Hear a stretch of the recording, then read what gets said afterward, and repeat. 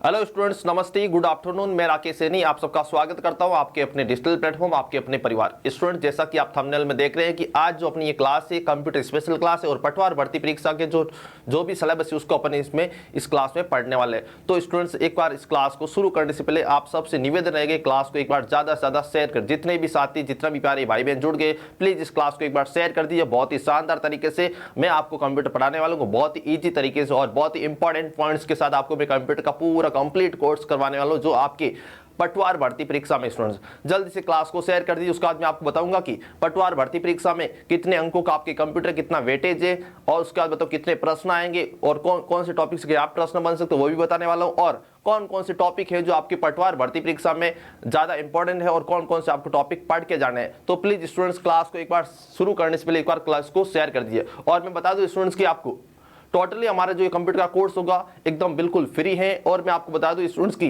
Total हमारा ये course आपके 10 घंटे का चलने वाला है। 10 घंटे कंटिन्यू नहीं, अपन रोजाना के 2-2 घंटे कोर्स करने वाले, 2-2 घंटे अपनी ये क्लास चलती रहेगी और 5 दिन के अंदर अपनी कंप्यूटर का कोर्स है जो पूरा एकदम क्या हो जाएगा, कंप्लीट हो जाएगा बहुत ही शानदार तरीके से। तो स्टूडेंट्स प्लीज क्लास को एक बार शेयर कर दीजिए। अब देखो स्टूडेंट्स, यहाँ पे मैं बता दूं आपको कि टोटली अपनी जो क्लास है 5 दिन चलने वाली। कितने दिन चलने वाली है? 5 दिन चलने वाली है। अगर आप 5 दिन में ये क्लास अटेंड करते हो ढंग से, अगर 5 दिन से ये क्लास अटेंड करते हो 100% आपके कंप्यूटर के सारे क्वेश्चंस हैं जो पटवार भर्ती परीक्षा में सही होने का 100% चांसेज है। उसके बाद स्टूडेंट बात करेंगे 5 दिन में, और ये क्लास कितने घंटे की टोटल रोजाना की अपन 2 घंटे की क्लास लेंगे और ये अपने टोटल क्लास हो जाएगी 10 घंटे की। उसके बाद अगर आप 5 दिन मेरे साथ कंटिन्यू जुड़े रहते हैं तो आपके 100% स्टूडेंट 30 अंक आने के 100% पूरे चांसेज बन जाते हैं। क्लास को एक बार शेयर कर दिए। आज ये अपनी पहली क्लास है और बहुत ही शानदार तरीके से ये क्लास होने वाली। स्टूडेंट्स जल्दी से शेयर कर दो भाई। अब देखो स्टूडेंट्स, यहाँ पे सबसे पहले अपन बात है कि कोई भी परीक्षा में कुछ भी सब्जेक्ट पढ़ने से पहले अपन को ये पता होना चाहिए उस सब्जेक्ट का कौन कौन से टॉपिक है जो अपनी आएंगे। देखो स्टूडेंट्स, कोई भी वैकेंसी आती है और वैकेंसी में सबसे पहले क्या होता है, उस वैकेंसी में कौन कौन से सब्जेक्ट्स होंगे और सब्जेक्ट से बात उसमें होता है भी कौन कौन से टॉपिक आपको पढ़ने हैं। तो बात करते हैं अपन पटवार के अंदर कंप्यूटर की। कंप्यूटर के अंदर आपको कौन कौन से टॉपिक पढ़ने होंगे और किन टॉपिक्स को आपको ज्यादा महत्व देना है वो आपको मैं बताने वाला हूं। तो देखो स्टूडेंट्स, मैं यहाँ पे बताने वाला आपको कि कौन कौन से टॉपिक आपको है, मतलब कि अपने पटवार भर्ती परीक्षा में कंप्यूटर का पाठ्यक्रम क्या, कौन कौन से टॉपिक आपको पढ़ के जाना है। तो देखो स्टूडेंट्स यहाँ पे, और वो सारे टॉपिक मैं आपको यहाँ पे कवर करने वाला हूँ। अब देखो स्टूडेंट्स, यहाँ पे बात करें किसकी, अपन पटवार परीक्षा में कंप्यूटर के पाठ्यक्रम की, कंप्यूटर का जो सिलेबस है उसकी अपन बात करने वाले स्टूडेंट्स। क्लियर? अब देखो स्टूडेंट्स, यहाँ पे देख लीजिए भाई, यहाँ पे सबसे पहले अपन बात आती है कंप्यूटर का परिचय। कंप्यूटर का परिचय क्या होता है, कंप्यूटर की हिस्ट्री क्या है, वो अभी अपन यहाँ पे पढ़ने वाले। उसके बाद बात आती है अपन किसकी, कंप्यूटर की कार्य प्रणाली। उसके बाद कंप्यूटर के प्रकार, आपने नाम सुना होगा स्टूडेंट्स, एनालॉग कंप्यूटर होता है, डिजिटल कंप्यूटर होता है, आपका हाइब्रिड कंप्यूटर होता है, सुपर कंप्यूटर होता है, माइक्रो कंप्यूटर होता है, मेन फ्रेम होता है, मिनी कंप्यूटर होता है। ये सारे कंप्यूटर अलग अलग प्रकार के होते हैं, इनमें क्या क्या विशेषता होती है वो सारी चीजें अपनी इस क्लास में अपन पढ़ने वाले। तो प्लीज क्लास को शेयर कर दो, बहुत ही शानदार मजा आने वाला, बहुत ही ईजी तरीके से कंप्यूटर। अगर आपने अभी तक कंप्यूटर नहीं पढ़ा, आज की इस क्लास को देखते ही कंप्यूटर का आपका 100% है जो डर खत्म हो जाएगा। आपको लगेगा कि वास्तव में कंप्यूटर है जो इतना इजी सब्जेक्ट हो गया। 100% कंप्यूटर आपको इस क्लास में पढ़ने के बाद इजी लगने लग जाएगा, आपका एक फेवरेट सब्जेक्ट बन जाएगा। अब उसके बाद अगला कौन सा स्टूडेंट्स, कंप्यूटर की जनरेशन आपको पता ही है, प्रथम पीढ़ी, दूसरी पीढ़ी, तीसरी पीढ़ी, ऐसी अपन जनरेशन होती है, टोटली 5 होती है। कौन कौन सी डिवाइसेज होता है, कुछ का कार्यकाल क्या होता है, कौन सी पीढ़ी में किन किन चीजों का परिवर्तन है, वो भी अपन इसमें पढ़ने वाले। उसके बाद कंप्यूटर की भाषाएं, कंप्यूटर की लैंग्वेज कौन सी होती है, आपने नाम सुना होगा स्टूडेंट्स, हाई लेवल लैंग्वेज होती है, मशीनी होती है, असेंबली होती है, और ये सारी लैंग्वेज अपनी इसके अंदर पढ़ने वाले। उसके बाद स्टूडेंट्स कौन सा, इनपुट डिवाइसेज। स्टूडेंट्स मैं आपको बता दूं कि राजस्थान पुलिस में टोटली आपके 6 शिफ्ट पेपर हुआ था।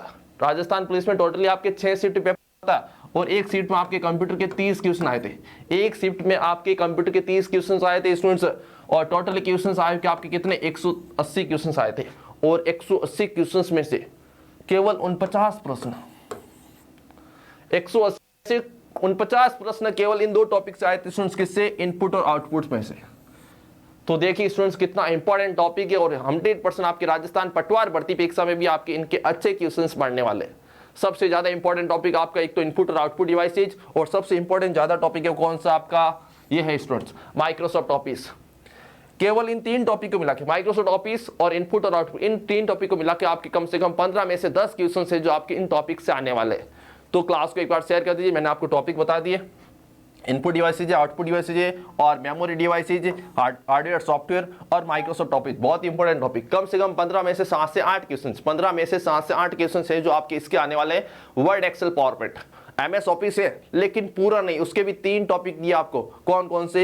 एमएस वर्ड, एमएस एक्सेल और एमएस पावरपॉइंट। इनको अपन अच्छे से डिटेल से पढ़ने वाले हैं, तो प्लीज क्लास को एक बार शेयर कर दीजिए। अब देखो स्टूडेंट्स, यहाँ पे सबसे अपन पहले पढ़ेंगे कंप्यूटर का परिचय। कंप्यूटर होता क्या है, किन शब्द से कंप्यूटर बनाया गया, कंप्यूटर शब्द की उत्पत्ति कैसे हुई, कंप्यूटर को हिंदी में क्या कहते हैं। उसके बाद अपन पढ़ेंगे कंप्यूटर के जनक कौन है, कंप्यूटर साक्षर दिवस कब बनाया जाता है, और उसके बाद पढ़ेंगे कि कंप्यूटर की वर्किंग क्या होती है, कंप्यूटर कैसी मशीन होती है। वो सारी चीजें इस क्लास में अपन डिस्कस करने वाले हैं, तो बहुत ही शानदार मजा आने वाला है क्लास में। अब देखो स्टूडेंट्स, यहाँ पे सबसे पहले क्या दे रखा है, अगर आपको पूछे कि कंप्यूटर को हिंदी में क्या कहते हैं, तो स्टूडेंट्स आप सभी को यह तो पता है कि कंप्यूटर जो होता है उसको हिंदी में अपन संगणक कहते हैं। क्या कहते हैं? संगणक कहते हैं। तो स्टूडेंट्स मैं आपको और भी अलग नए नाम बता देता हूं कि जो आपका कंप्यूटर होता है स्टूडेंट्स, उसको हिंदी में संगणक कहा जाता है, परिकलक कहा जाता है, और उसको अपन हिंदी में क्या कहते हैं? अभिकलितर कहते हैं। क्या कहते हैं स्टूडेंट्स?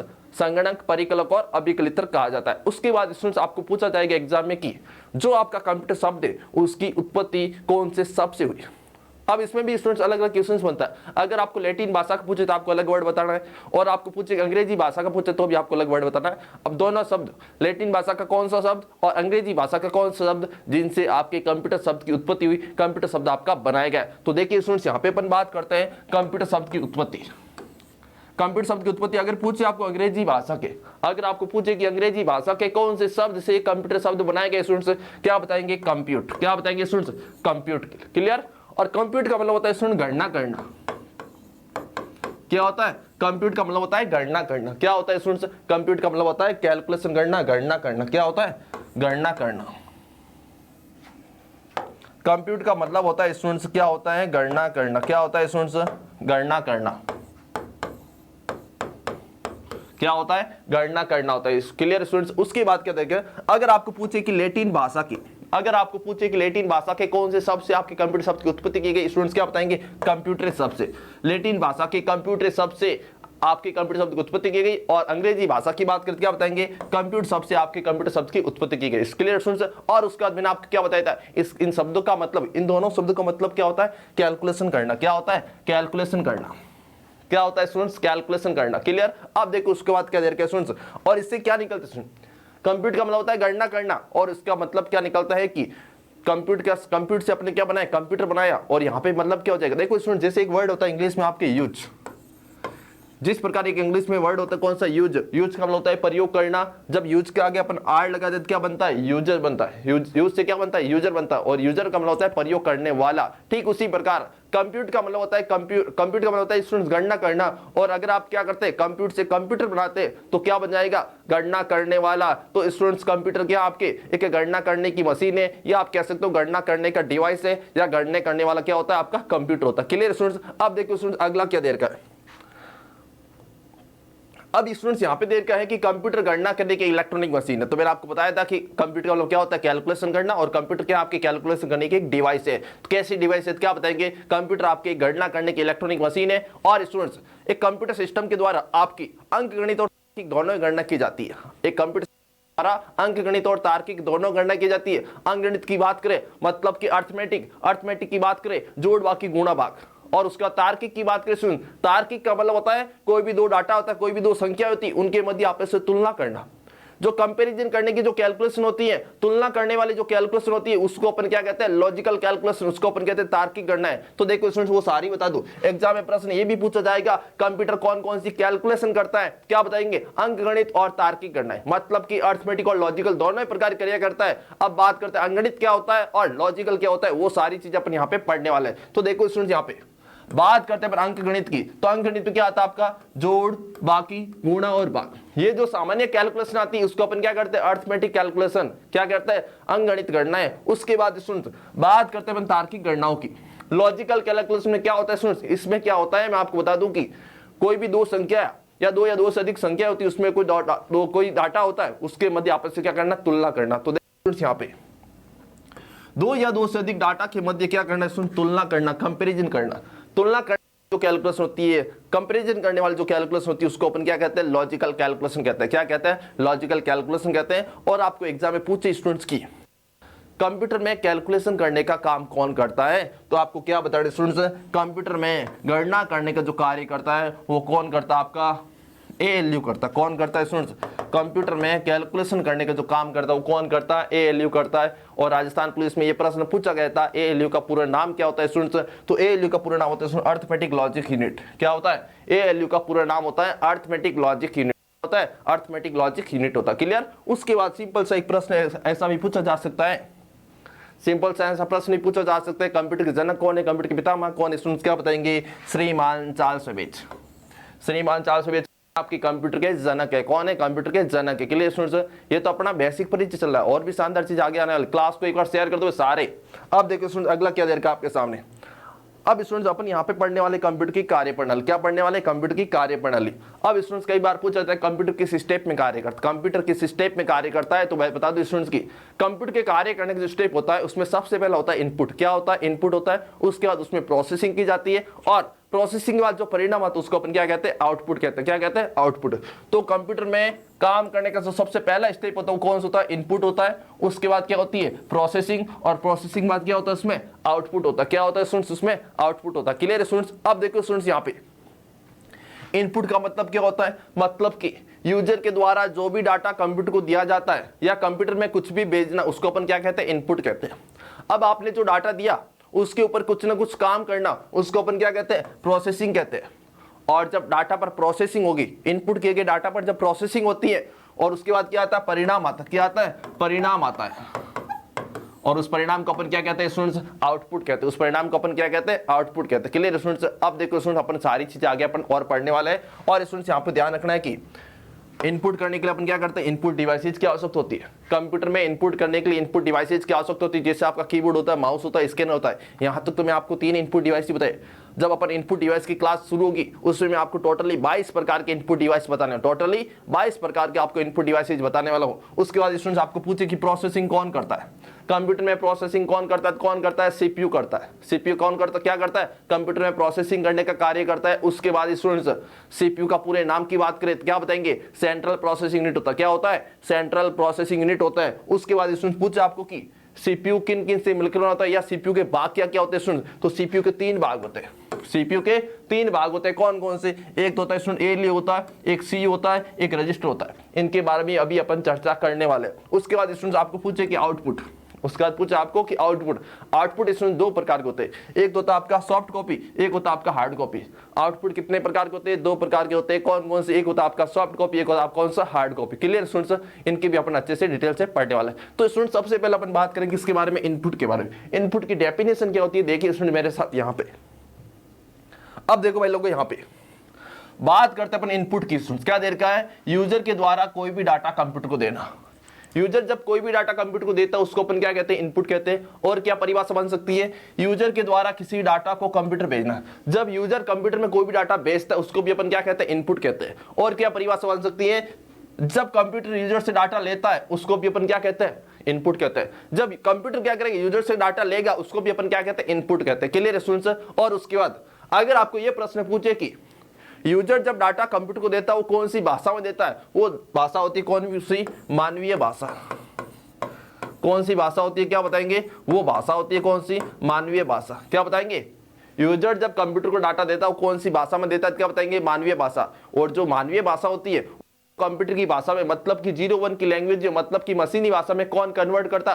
वो कन्वर्ट करता आपका इनपुट डिवाइस। कौन करता है? Input device. अब इसमें देखो यहाँ पे इनपुट की तो अपने बात कर ली। उसके बाद अपन करते हैं प्रोसेसिंग की। प्रोसेसिंग का काम कौन करता है? आपका CPU करता है। CPU के काम की बात करें तो क्या बताया था? Control central processing unit. क्या बताया था? सेंट्रल प्रोसेसिंग, हिंदी में कहा जाए ये संसाधन इकाई। अब देखो स्टूडेंट्स यहाँ पे अपन बात करने वाले किस?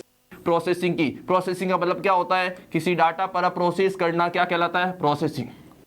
किसी डाटा पर प्रोसेस करना क्या कहलाता है? स्टूडेंट्स क्या बताएंगे? वो कहलाता है आपका प्रोसेसिंग। क्या कहलाता है? प्रोसेसिंग कहलाता है। Clear students? अब देखो भाई यहाँ पे अगर आपको पूछे कि प्रोसेसिंग का कार्य कौन करता है क्या बताएंगे? CPU करता है। और CPU का पूरा नाम पूछे स्टूडेंट्स क्या बताएंगे? Central processing unit.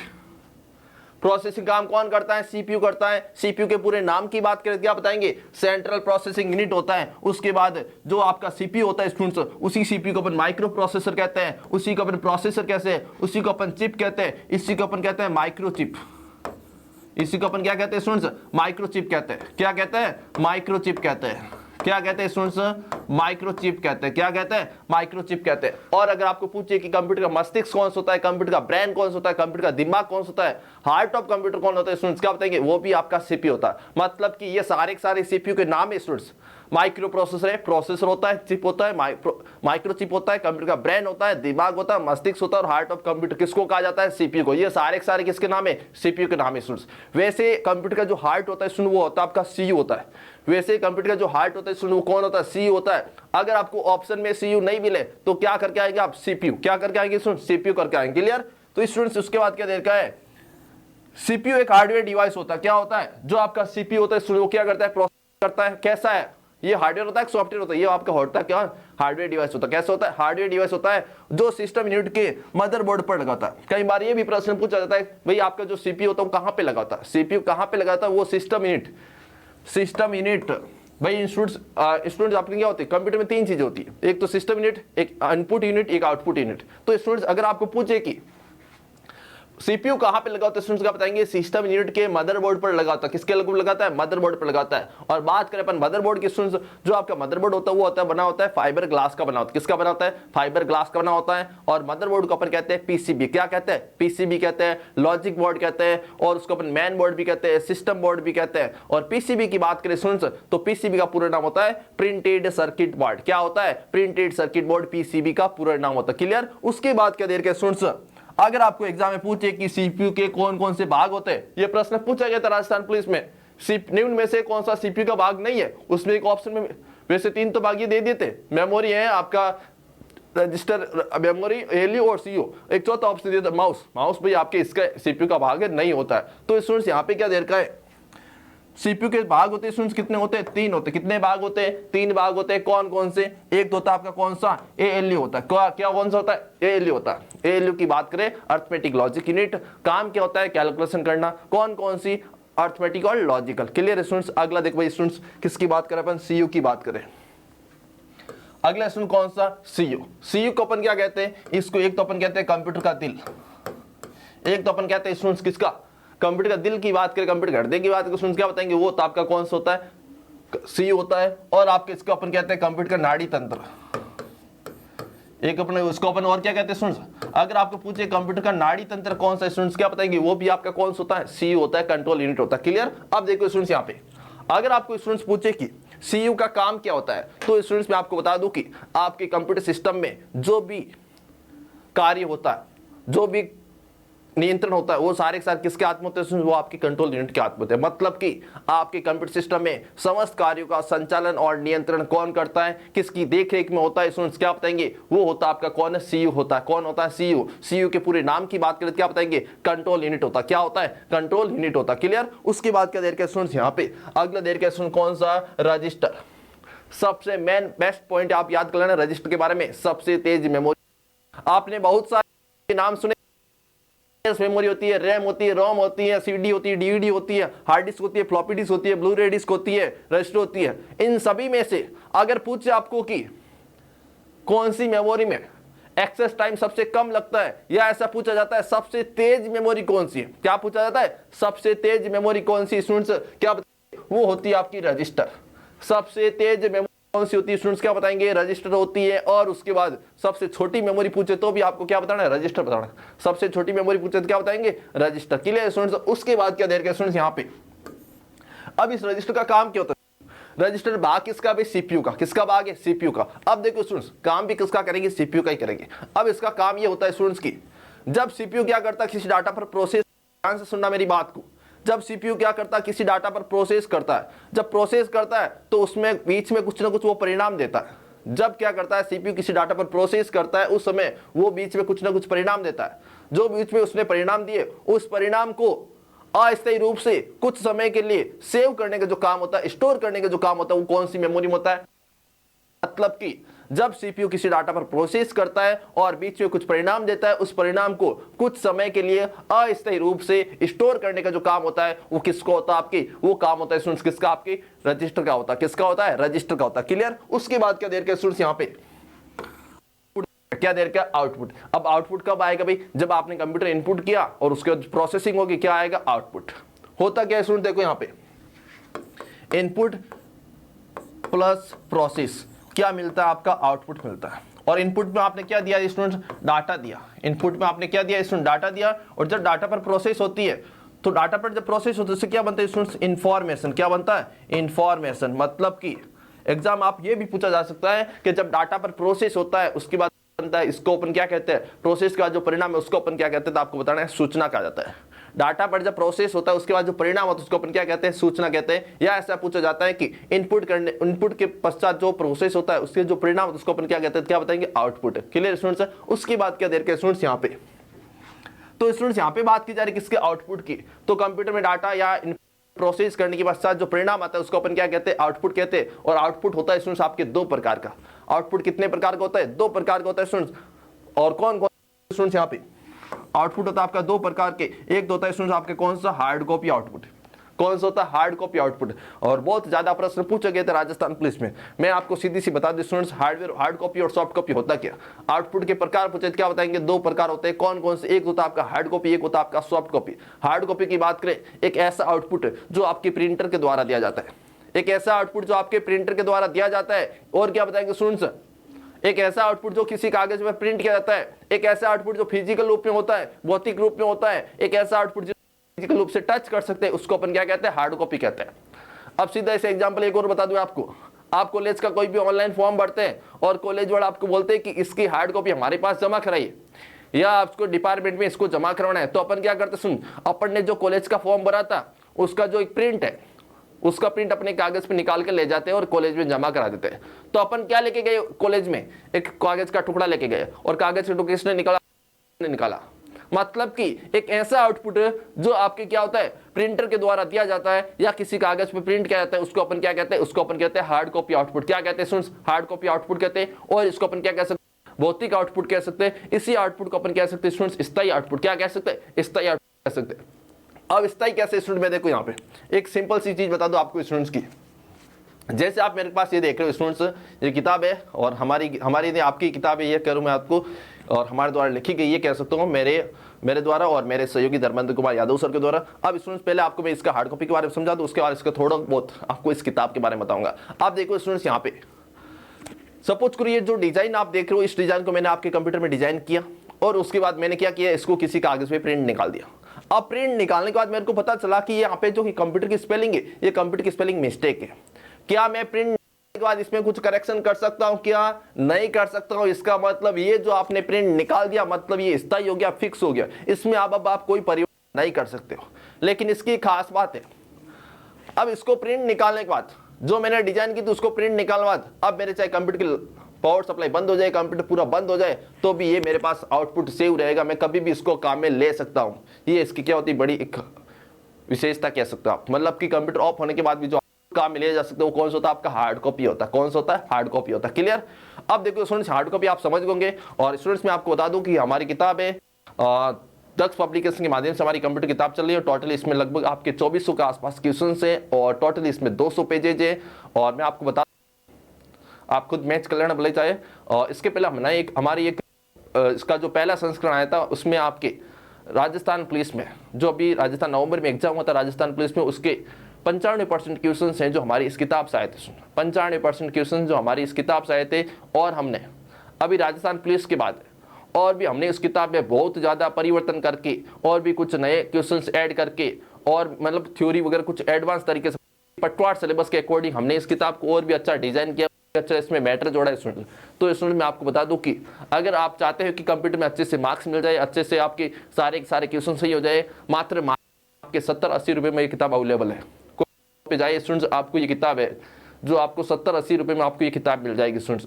मात्र 70-80 रुपये में आपको ये किताब मिल जाएगी। टोटल 200 पेजेज है और किताब ऐसी इतनी शानदार इजी लैंग्वेज स्टूडेंट्स, इसके लेवल की आपको मार्केट में कोई भी किताब नहीं मिलेगी। इसकी इतनी लैंग्वेज इजी लैंग्वेज है, पढ़ते ही समझ आएगा। और स्टूडेंट्स आपको तो और भी बहुत सारे इंपॉर्टेंट क्वेश्चन हैं, जितने भी प्रीवियस एग्जाम हो, चाहे अधीनस्थ बोर्ड की बात हो, चाहे आपके आरपीएससी की बात हो, चाहे एसएससी बैंक की बात हो, जितने भी प्रीवियस एग्जाम के क्वेश्चंस आए वो सारे के सारे इसमें क्वेश्चंस आते हैं। और स्टूडेंट्स एक सबसे बड़ी बात, अभी जो राजस्थान पुलिस का एग्जाम होता नवंबर में, वो भी उसमें जो 180 क्वेश्चंस आए थे वो भी 180 क्वेश्चंस इसमें हमने ऐड कर दिए। अभी राजस्थान पुलिस में जो 180 क्वेश्चन आए थे वो भी अच्छे क्वेश्चन थे, उसका लेवल कम नहीं कर सकते, बहुत ही अच्छे क्वेश्चन थे वो भी, उनको उन क्वेश्चंस को भी हमने इसमें ऐड कर दिया। तो स्टूडेंट्स आपने आसपास जो भी शॉप है उस पर आप जाइए और ये किताब ले लीजिए और 100% आपको एग्जाम में इसकी सफलता जरूर मिलेगी। कंप्यूटर में आपको पूरे मार्क्स लाने में ये किताब है जो बहुत ही हेल्पफुल रहेगी। अगर आपको नहीं मिले स्टूडेंट्स, अगर आपको ये किताब नहीं मिले और अपने आसपास जो भी शॉप पे आप कोई भी डिस्ट्रिक्ट हो, अगर आपको किताब किसी शॉप पे नहीं मिले स्टूडेंट्स, तो आप मैं एक नंबर देता हूँ, आप इस पे मेरे को मैसेज कर देना और मैं आपको ये जो अपने आसपास जो भी का नाम बता दूंगा जहां पे आपको ये किताब मिल जाएगी और मात्र 70-80 रुपए। स्टूडेंट्स मेरे कॉन्टैक्ट नंबर स्टूडेंट्स ये हैं 9571744499।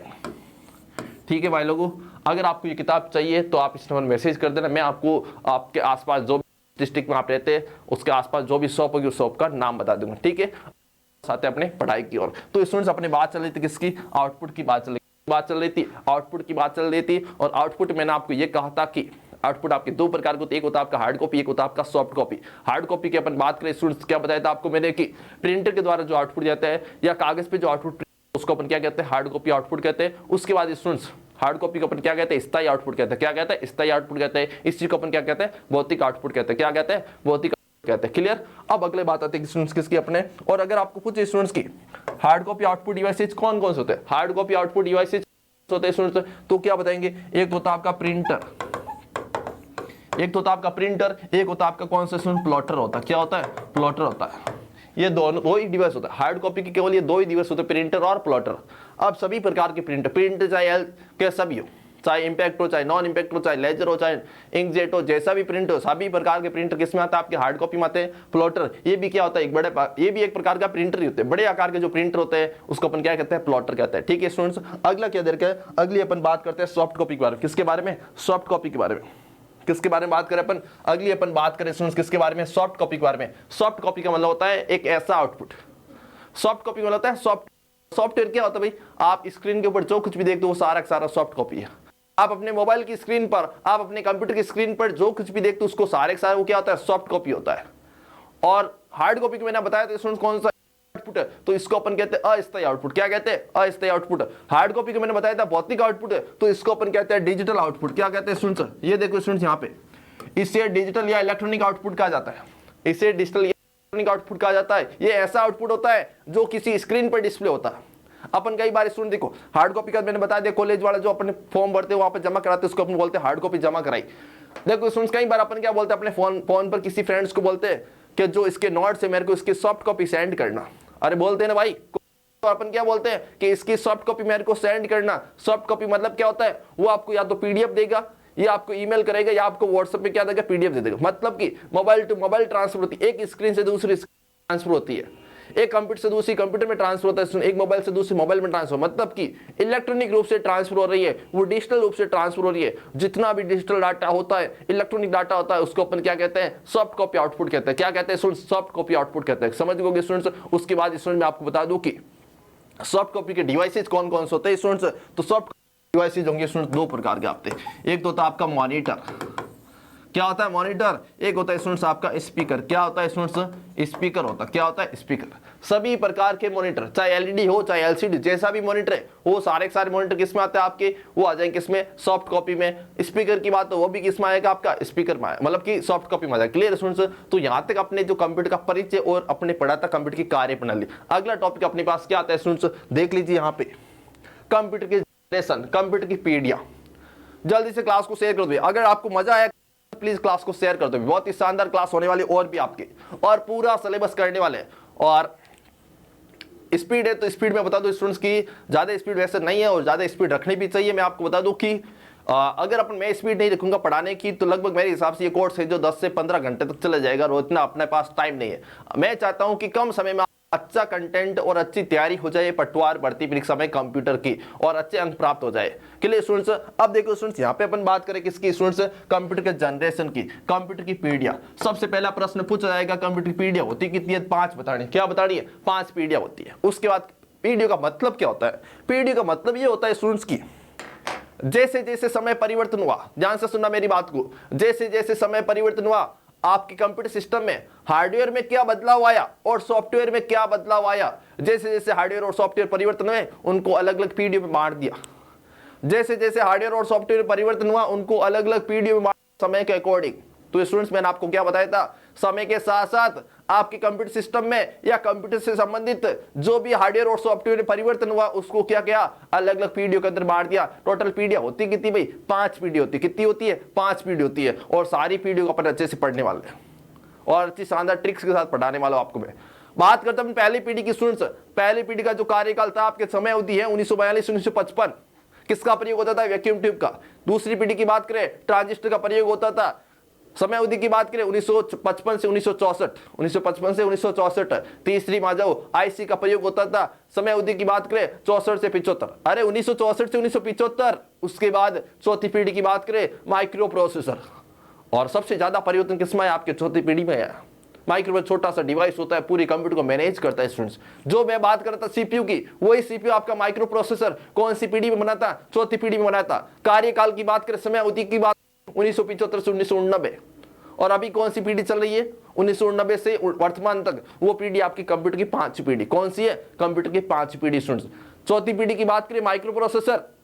माइक्रो प्रोसेसर की अलग अलग तकनीक होती है स्टूडेंट्स। जो चौथी पीढ़ी में था वो तो था आपके वीएलएसआई तकनीक का। कौन सा था, वीएलएसआई तकनीक का। और 5 पीढ़ी की बात करें वो था आपका यूएलएसआई। क्या था, यूएलएसआई। तो जो चौथी पीढ़ी माइक्रो प्रोसेसर बनाता है उसकी तकनीक का नाम था वीएलएसआई। वीएलएसआई का मतलब होता है वेरी लार्ज स्केल इंटीग्रेशन।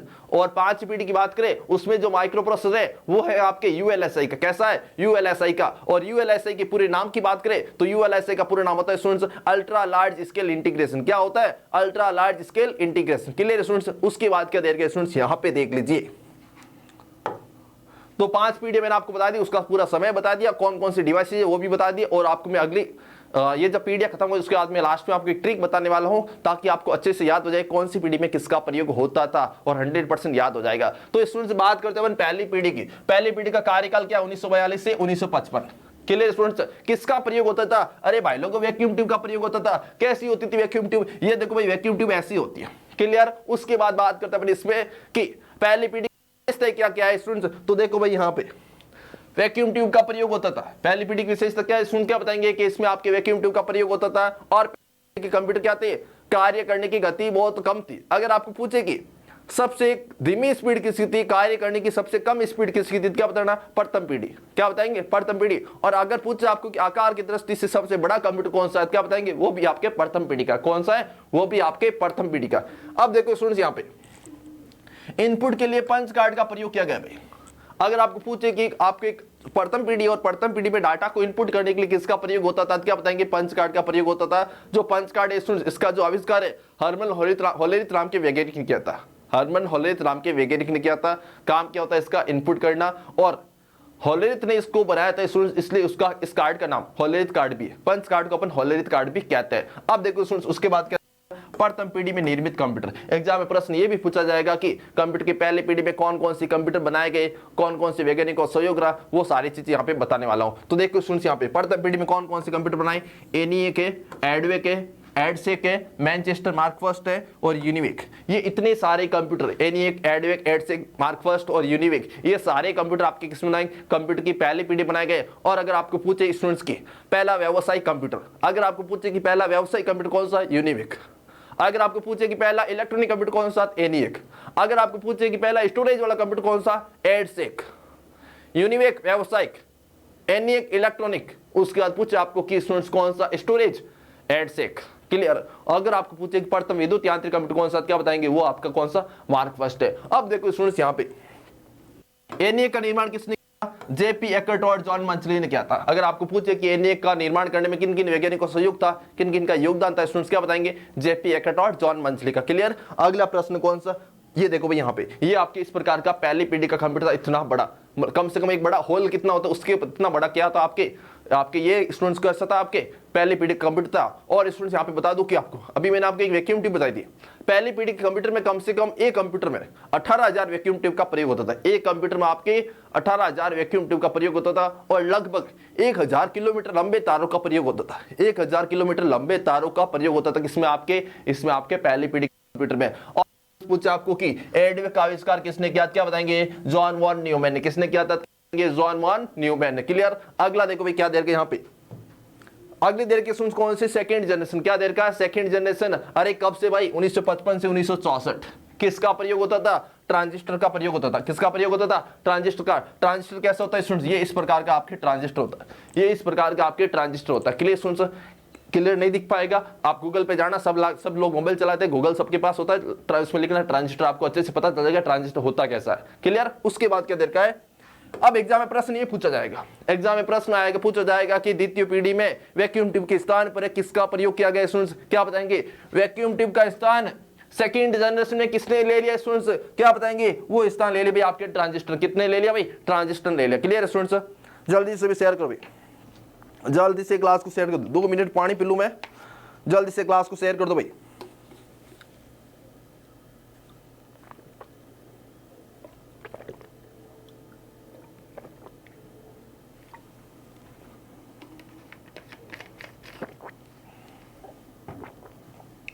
तो स्टूडेंट्स अपन बात कर रहे थे किसके बारे में, सेकंड जनरेशन की 1955 से 1964 ट्रांजिस्टर का प्रयोग होता था। और उसके बाद जो पहली पीढ़ी में वैक्यूम ट्यूब था उसका दूसरी पीढ़ी में स्थान ले लिया किसने, आपके ट्रांजिस्टर। किसने ले लिया, ट्रांजिस्टर। क्लियर। अब देखो स्टूडेंट्स अगली बात करते हैं इसके बारे में।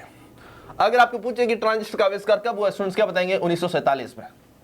ट्रांजिस्टर का आविष्कार कब हुआ स्टूडेंट्स, क्या बताएंगे, 1947 में। कहां पे, बेल प्रयोगशाला। कहां पे स्टूडेंट्स, बेल प्रयोगशाला। अब बेल प्रयोगशाला मतलब होता है स्टूडेंट्स ये बेल प्रयोगशाला, AT&T bell, AT&T bell. AT&T bell के पूरे नाम की बात करें students, American telephone and Telegram. और ये प्रयोगशाला है कहां पे स्टूडेंट्स, ये प्रयोगशाला आपके न्यू जर्सी अमेरिका में। कहां पे स्टूडेंट्स, क्या बताएंगे, न्यू जर्सी अमेरिका में। कहां पे स्टूडेंट्स, क्या बताएंगे, न्यू जर्सी अमेरिका में। Clear students. उसके बाद देखो स्टूडेंट्स यहां पे अगला क्या देर का है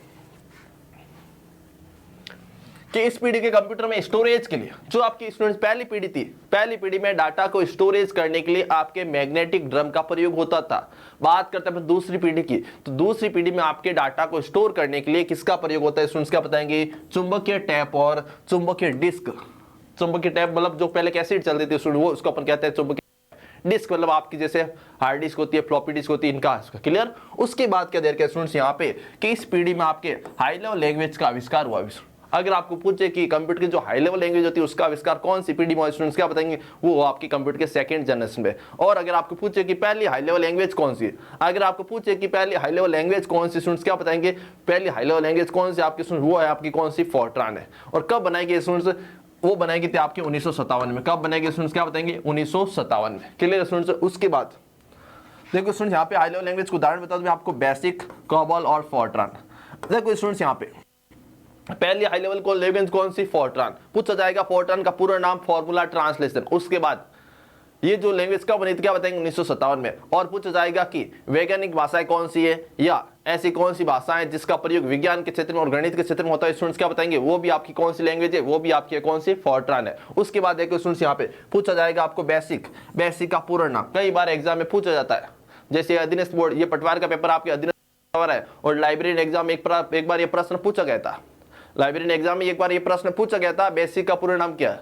शायद मेरे हिसाब से 29 दिसंबर 2019 को एक एग्जाम हुआ था लाइब्रेरियन का 3rd ग्रेड का, उसमें यह प्रश्न पूछा गया था बेसिक का पूरा नाम क्या होता है। तो बेसिक का पूरा नाम होता है सुन, beginners all purpose symbolic instruction code. उसके बाद बात करते हैं पर इसका यूज कहाँ पे होता है, इसका यूज होता है शिक्षा के क्षेत्र में। उसके बाद देखिए स्टूडेंट अगला क्या देर का है, कोबॉल। क्या देर का है, कोबॉल। कोबॉल की बात करें तो स्टूडेंट्स कोबॉल का पूरा नाम होता है कॉमन बिजनेस ओरिएंटेड लैंग्वेज। क्या होता है, कॉमन बिजनेस ओरिएंटेड लैंग्वेज। और अगर आपको पूछे स्टूडेंट्स की इसका यूज कहाँ पे होता है, इसका यूज होता है स्टूडेंट्स व्यापारिक क्षेत्र में, वाणिज्य क्षेत्र में इसका यूज होता है। Clear students. आगे देर के स्टूडेंट्स यहाँ पे। और फोर्ट्रान की बात करें, फॉर्मूला ट्रांसलेशन। क्या होता है, ट्रांसलेशन होता है। Clear students. अगला देख लीजिए भाई लोग, यहाँ पे क्या देर का आपके सामने, अगर आपको पूछे कि कंप्यूटर के सेकंड जनरेशन में कौन कौन से कंप्यूटर बनाए गए स्टूडेंट्स, तो क्या बताएंगे स्टूडेंट्स, IBM का पूरा नाम पूछे students, international business machine corporation, international business machine corporation. और ये जो कंपनी है इसका आविष्कार कब किया गया, 1924 में।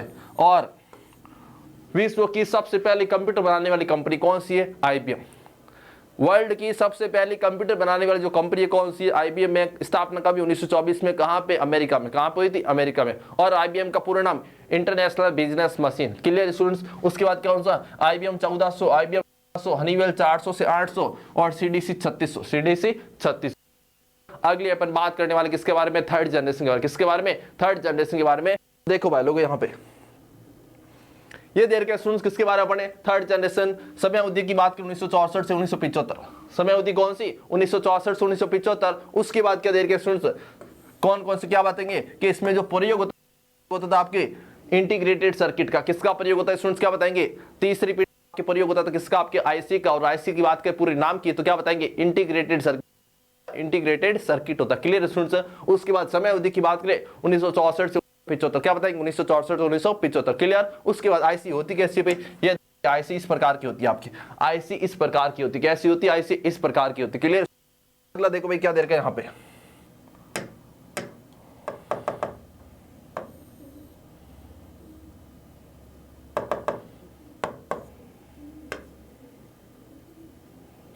अगला क्या दे रखा है स्टूडेंट देख लीजिए यहाँ पे भाई। अब देखो भाई यहाँ पे, अब आपको पूछे कि जैसे पहली पीढ़ी में आपके वैक्यूम ट्यूब के स्थान वैक्यूम ट्यूब का यूज होता था, दूसरी पीढ़ी की बात करें ट्रांजिस्टर, उसी प्रकार जो आपकी तीसरी पीढ़ी आई उसमें ट्रांजिस्टर के स्थान पर किसका यूज किया जाना, आपके आईसी का प्रयोग किया जाना। आईसी के पूरे नाम की बात करें इंटीग्रेटेड सर्किट। आईसी बनी किसकी होती है, सिलिकॉन की बनी होती है। आईसी को हिंदी में क्या कहते हैं, एकीकृत परिपथ या समाकलित परिपथ। Clear students. उसके बाद देखो स्टूडेंट्स यहाँ पे अगर पूछे आपको आईसी का आविष्कार किसने किया, क्या बताएंगे, जे.एस. किल्बी ने किया था। किसने किया था, जे.एस. किल्बी ने किया था। कौन सी पीढ़ी में हुआ, क्या बताएंगे, तीसरी पीढ़ी में हुआ था। Clear students. उसके बाद क्या देखा है कि तीसरी पीढ़ी में निर्मित कंप्यूटर कौन कौन से, तीसरी पीढ़ी में निर्मित कंप्यूटर कौन कौन से, क्या बताएंगे, आईबीएम का 360, आईसीएल 1900, आईबीएम का 370, वैक्स 550। ये सारे कंप्यूटर आपके किसमें बनाए गए, कंप्यूटर की आपकी किसमें बनाए गए स्टूडेंट्स, तीसरी पीढ़ी में बनाए। किसमें बनाए गए, कंप्यूटर की तीसरी पीढ़ी में बनाए गए। Clear students. अगला क्या देर का यहाँ पे देख लीजिए, कंप्यूटर की चौथी पीढ़ी की बात करते हैं तो कहां से कहां तक, 1975 से 1975 से 1989, 1975 टू 1989। Clear students. उसके बाद किसका प्रयोग होता था, प्रोसेसर का। अरे बोले तो माइक्रो प्रोसेसर, अरे बोले तो सीपीयू। Clear students. उसके बाद क्या देर का भाई यहाँ पे ये होता भाई लोग आपका प्रोसेसर, ये होता आपका सीपीयू, ये होता आपका प्रोसेसर, ये होता आपका माइक्रोचिप। इसी को अपन कहते हैं कंप्यूटर का ब्रेन, इसी को कहते हैं कंप्यूटर का दिमाग, इसी को कहते हैं कंप्यूटर का मस्तिष्क। Clear students. और सीयू ऑप्शन में नहीं हो तो इसी को अपन कहते हैं कंप्यूटर का हार्ट। Clear students. अब देखो स्टूडेंट्स यहाँ पे ये होता आपका प्रोसेसर।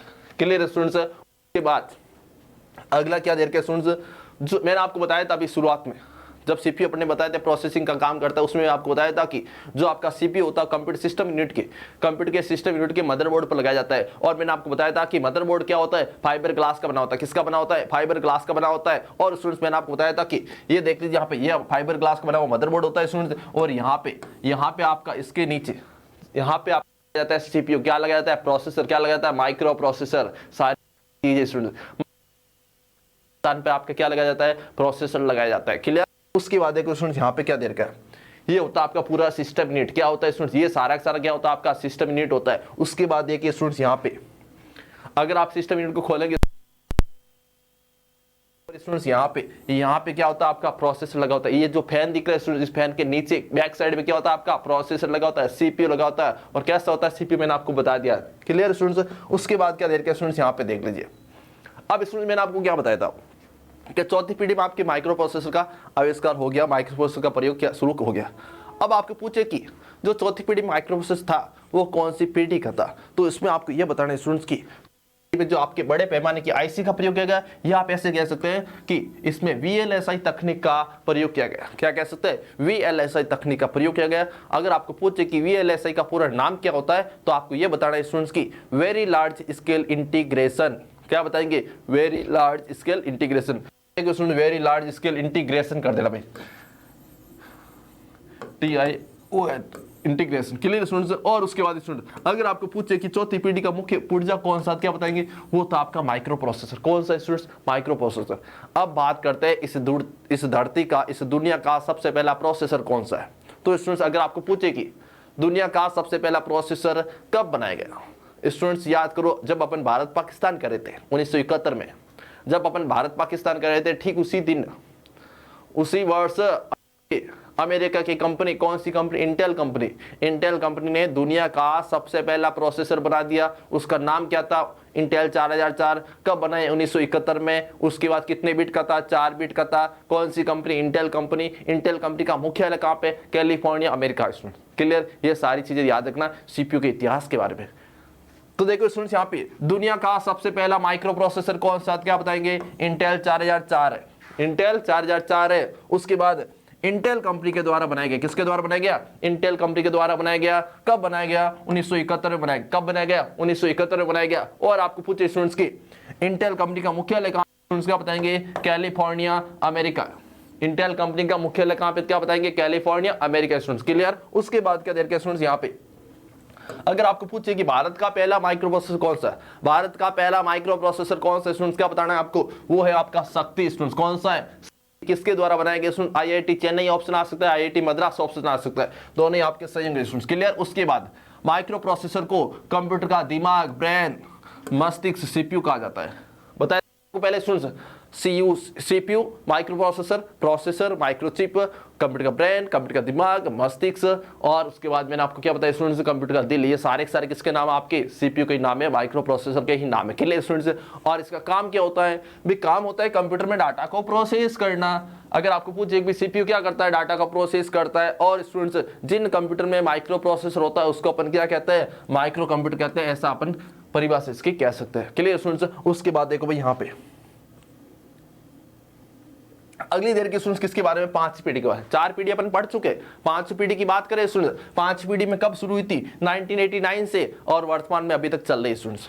अब इसकी मेन विशेषता, दो चीज आपको ध्यान रखना है स्टूडेंट्स, 5 पीढ़ी में किसका प्रयोग किया गया है, यूएलएसए तकनीक है। इसमें भी माइक्रो प्रोसेसर होता है, लेकिन कौन सी तकनीक का, तकनीक इसमें चेंज की गई, कौन सी, यूएलएसआई, जो आपके वीएलएसए से बहुत एडवांस है। तो यूएलएसए की पूरे नाम की बात करें, अल्ट्रा लार्ज स्केल इंटीग्रेशन। ये देखो भाई, ultra large scale integration clear. उसके बाद जो 5 पीढ़ी थी स्टूडेंट्स, 5 पीढ़ी में आपके एआई आधारित कंप्यूटर बनाए गए, मतलब कि आर्टिफिशियल इंटेलिजेंस आधारित कंप्यूटर बनाए गए। तो ये आपको ध्यान रखना है स्टूडेंट्स की 5 पीढ़ी में कंप्यूटर जो थे वो कैसे है, आपके एआई आधारित है। कैसे होंगे, एआई आधारित होंगे। और स्टूडेंट्स एक चीज और बता दूं स्टूडेंट्स की, अगर आपको पूछे कि भारत का पहला एआई आधारित कंप्यूटर कहां पे स्थापित किया गया, अगर आपको पूछे कि भारत का पहला एआई आधारित कंप्यूटर कहां पे स्थापित किया गया, स्टूडेंट्स क्या बताएंगे, अपने प्यारे जोधपुर आईआईटी जोधपुर में। क्या बताएंगे स्टूडेंट्स, आईआईटी जोधपुर में भारत का पहला एआई आधारित, एआई बोले तो आर्टिफिशियल इंटेलिजेंस आधारित जो कंप्यूटर है वो यहाँ पे स्थापित किया गया था क्लियर स्टूडेंट्स। उसके बाद देखो स्टूडेंट्स यहाँ पे जो ये 5 पीढ़ी कंप्यूटर स्टूडेंट वो कैसे होंगे, मानो जैसे कार्य करने में सक्षम होंगे, मतलब कि जैसा इंसान सोच सकता है, समझ सकता है, सुन सकता है, वैसी चीजें क्या करने में यहाँ पे सक्षम होंगे क्लियर स्टूडेंट्स। कैसे, 5 पीढ़ी के कंप्यूटर ऐसा कहा जाता है। उसके बाद क्या देर के स्टूडेंट्स यहाँ पे कि इस पीढ़ी के कंप्यूटर का प्रयोग, भाई एडवांस कंप्यूटर तो श्योर है आपके, इसका प्रयोग क्या घरों में होता नहीं है, क्या होंगे आपके वैज्ञानिक प्रयोगशाला में होता है, किसी मौसम संबंधी भविष्यवाणी करने में होता है स्टूडेंट्स। ये आपको सारी चीजें ध्यान करनी है किसके बारे में, कंप्यूटर के 5 पीढ़ी के बारे में। स्टूडेंट्स कंप्यूटर की 5 पीढ़ी अपन पढ़ चुके, कंप्यूटर का परिचय और 5 पीढ़ी अपन पढ़ चुके स्टूडेंट्स, मुश्किल से 30 से 40 मिनट, मुश्किल से 30 से 40 मिनट में। अब अगला क्या देर के स्टूडेंट्स यहाँ पे देख लीजिए। अब स्टूडेंट्स मैंने आपको बताया था कि लास्ट में आपको जब कंप्यूटर की पीढ़ियां खत्म हो जाएगी मैं आपको एक ट्रिक बताऊंगा। ट्रिक ये आपके स्टूडेंट्स की विकीनेट ट्रेन में आईसी माइक यूज किया। देखो स्टूडेंट्स यहाँ पे क्या ट्रिक देर की है, विकीनेट ट्रेन में आईसी माइक यूज किया, ध्यान से सुन लो भाई। विकी ने ट्रेन में आईसी माइक यूज किया, विकी से वैक्यूम ट्यूब, ट्रेन से ट्रांजिस्टर, आईसी से आपकी इंटीग्रेटेड सर्किट, माइक से माइक्रो प्रोसेसर, यूज से यूएलएसआई, यूज से यूएलएसआई। किसकी बात की जा रही है, ये आपके पहली पीढ़ी, ये आपकी दूसरी पीढ़ी, ये आपकी तीसरी पीढ़ी, ये चौथी पीढ़ी और ये आपकी 5वीं पीढ़ी। Clear students. उसकी बात क्या देर का है, विकी से आपको याद करना है वैक्यूम ट्यूब, ट्रेन से आपको याद करना है ट्रांजिस्टर, आईसी से आपको याद करना है इंटीग्रेटेड सर्किट, माइक से आपको याद करना है माइक्रो प्रोसेसर, यूज से आपको याद करना है यूएलएसआई। क्या याद करेंगे, यूएलएसआई। उसके बाद स्टूडेंट्स समय अवधि तो मैंने आपको बताई थी कौन कौन सी। देखो स्टूडेंट्स यहाँ पे पहली पीढ़ी की बात करें तो पहली पीढ़ी में स्टूडेंट्स क्या हो जाएगा आपके 42 से 55, 55 से 64, 64 से 75, 75 से 89 और 89 से वर्तमान तक। क्या बताएंगे स्टूडेंट्स, वर्तमान तक। ले लो भाई जल्दी से स्क्रीनशॉट, अरे मारे बड़े गया तो पढ़ को पढ़ लो जल्दी से भाई, जल्दी से स्क्रीनशॉट ले लो भाई इसका, जल्दी से स्क्रीनशॉट ले लीजिए भाई इसका, जल्दी से स्क्रीनशॉट ले ली। उसके बाद अगला टॉपिक होगा अपने कौन सा, कंप्यूटर के टाइप्स के बारे में। अगला जो टॉपिक होगा स्टूडेंट्स वो किसके बारे में होगा, अपने कंप्यूटर के प्रकार के बारे में। जल्दी से भाई स्क्रीनशॉट ले लीजिए इसका। क्लियर। अब है जो अपने स्टूडेंट्स क्या पढ़ने वाले, अब अपन पढ़ने वाले कंप्यूटर के टाइप्स। और कंप्यूटर के टाइप्स शुरू होने से पहले मैं अपना जो माइक है उसका है जो सेल एक बार चेंज कर दूं ताकि आपकी वॉइस प्रॉब्लम नहीं हो स्टूडेंट्स। Clear students. और ये मैं बता दूं स्टूडेंट्स रिकॉर्डेड क्लास है, अगर वॉइस की प्रॉब्लम हुई है तो आप एडजस्ट कीजिए 100%। मेरा पूरा प्रयास है किसी प्रकार की आपकी वॉइस प्रॉब्लम नहीं होगी। तो स्टूडेंट्स क्लास को जल्दी से, मैं जब तक सेल चेंज करूँ तब तक आपका एक ही काम करता है, ईमानदारी से एक बार सारे के सारे शेयर वाला बटन दबा दो, और शेयर वाला बटन दबाने से आपके कोई पैसे नहीं लगते। जल्दी से शेयर वाला बटन दबा दो भाई सारे के सारे।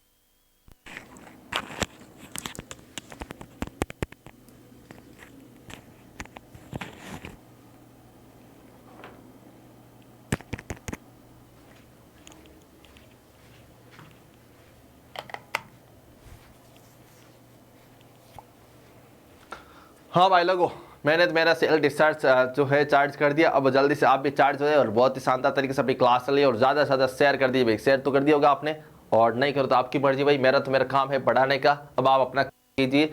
और अब देखो स्टूडेंट्स, जितना ज़्यादा शेयर करेंगे किसी ना किसी स्टूडेंट्स का फायदा होगा, और वो आपका दिल से दुआ देगा हाँ जिसने भी यहाँ तक मेरे को पहुँचाए उसका एग्जाम में पटवारी में सिलेक्शन हो जाए स्टूडेंट्स, ठीक है। अब देखो स्टूडेंट्स, यहाँ पे अपन बात करने वाले किसके बारे में, कंप्यूटर के प्रकार के बारे में। अब अपन यहाँ पे बात करने वाले किसके बारे में, कंप्यूटर के टाइप्स के बारे में, कंप्यूटर के प्रकार के बारे में। कंप्यूटर के प्रकार कौन कौन से होते हैं, तो स्पेशली कंप्यूटर के जो प्रकार होते हैं, मुख्य रूप से जो कंप्यूटर के प्रकार होते हैं वो होते हैं आपके 3 प्रकार। कितने प्रकार होते हैं, 3 प्रकार होते हैं। एक होता है आपका एनालॉग कंप्यूटर, एक होता है आपका डिजिटल कंप्यूटर, एक होता है आपका हाइब्रिड कंप्यूटर। क्या होता है, एनालॉग, डिजिटल और हाइब्रिड कंप्यूटर। तो अपन तीनों के बारे में जान लेते हैं स्टूडेंट्स। सबसे पहले अपन बात करते हैं एनालॉग कंप्यूटर के बारे में। तो एनालॉग कंप्यूटर स्टूडेंट्स वो होते हैं स्टूडेंट्स जो आपके किसी प्रकार की भौतिक मात्रा को मापने का काम करता है, किसी प्रकार की भौतिक मात्रा को मापने का काम करता है स्टूडेंट। जैसे कैसे आपके ताप है, द्रव है, विद्युत प्रवाह है, आपके स्टूडेंट्स कह सकते हैं वजन है, ये सारी चीज़ें या दूरी है, इसको मापने का जो काम होता है वो किसका होता है, आपके एनालॉग कंप्यूटर होता है। और इसकी विशेषता ये होती है स्टूडेंट्स की, एनालॉग कंप्यूटर में आपके स्टोरेज की आवश्यकता नहीं होती। एनालॉग कंप्यूटर में आपके स्टोरेज की आवश्यकता नहीं होती है। और क्या बताएंगे स्टूडेंट, एनालॉग कंप्यूटर में एनालॉग कंप्यूटर निरंतर चलते रहते हैं, कंटिन्यू चलते रहते हैं। जैसे आप दीवार घड़ी देखते हो, सुई वाली जो दीवार घड़ी होती है स्टूडेंट्स, सुई वाली दीवार घड़ी क्या होती है, वो आपके एनालॉग कंप्यूटर का उदाहरण है। और इसमें एक चीज आपको और बता दूं कि एनालॉग कंप्यूटर आपके सिग्नल पर कार्य करते हैं, संकेत पर कार्य करते हैं। जैसे स्टूडेंट्स क्या होता है, अपन सपोज करें स्टूडेंट्स ये अपने गाड़ी का मीटर लगा रखा है, गाड़ी का मीटर अगर सुई अगर यहाँ पे हो, सुई अगर स्टूडेंट अपने यहाँ पे, तो अपन क्या समझ लेंगे कि जो अभी गाड़ी की स्पीड है वो क्या है, 90 प्लस है या 100 प्लस है या 100 के आसपास है। बता सकते हैं अपन को क्या मिला, केवल अपन को संकेत मिल रहा है, सिग्नल मिल रहा है। तो ऐसे कंप्यूटर जो सिग्नल पर कार्य करते हैं, कंटिन्यू कार्य करते हैं, स्टोरेज की आवश्यकता नहीं होती है। ताप दाब विद्युत प्रवाह गति दूरी आदि मापने का जो काम करता है वो कौन सा होता है, वो होता है आपका कौन सा, एनालॉग कंप्यूटर। क्लियर, यहाँ तक खत्म।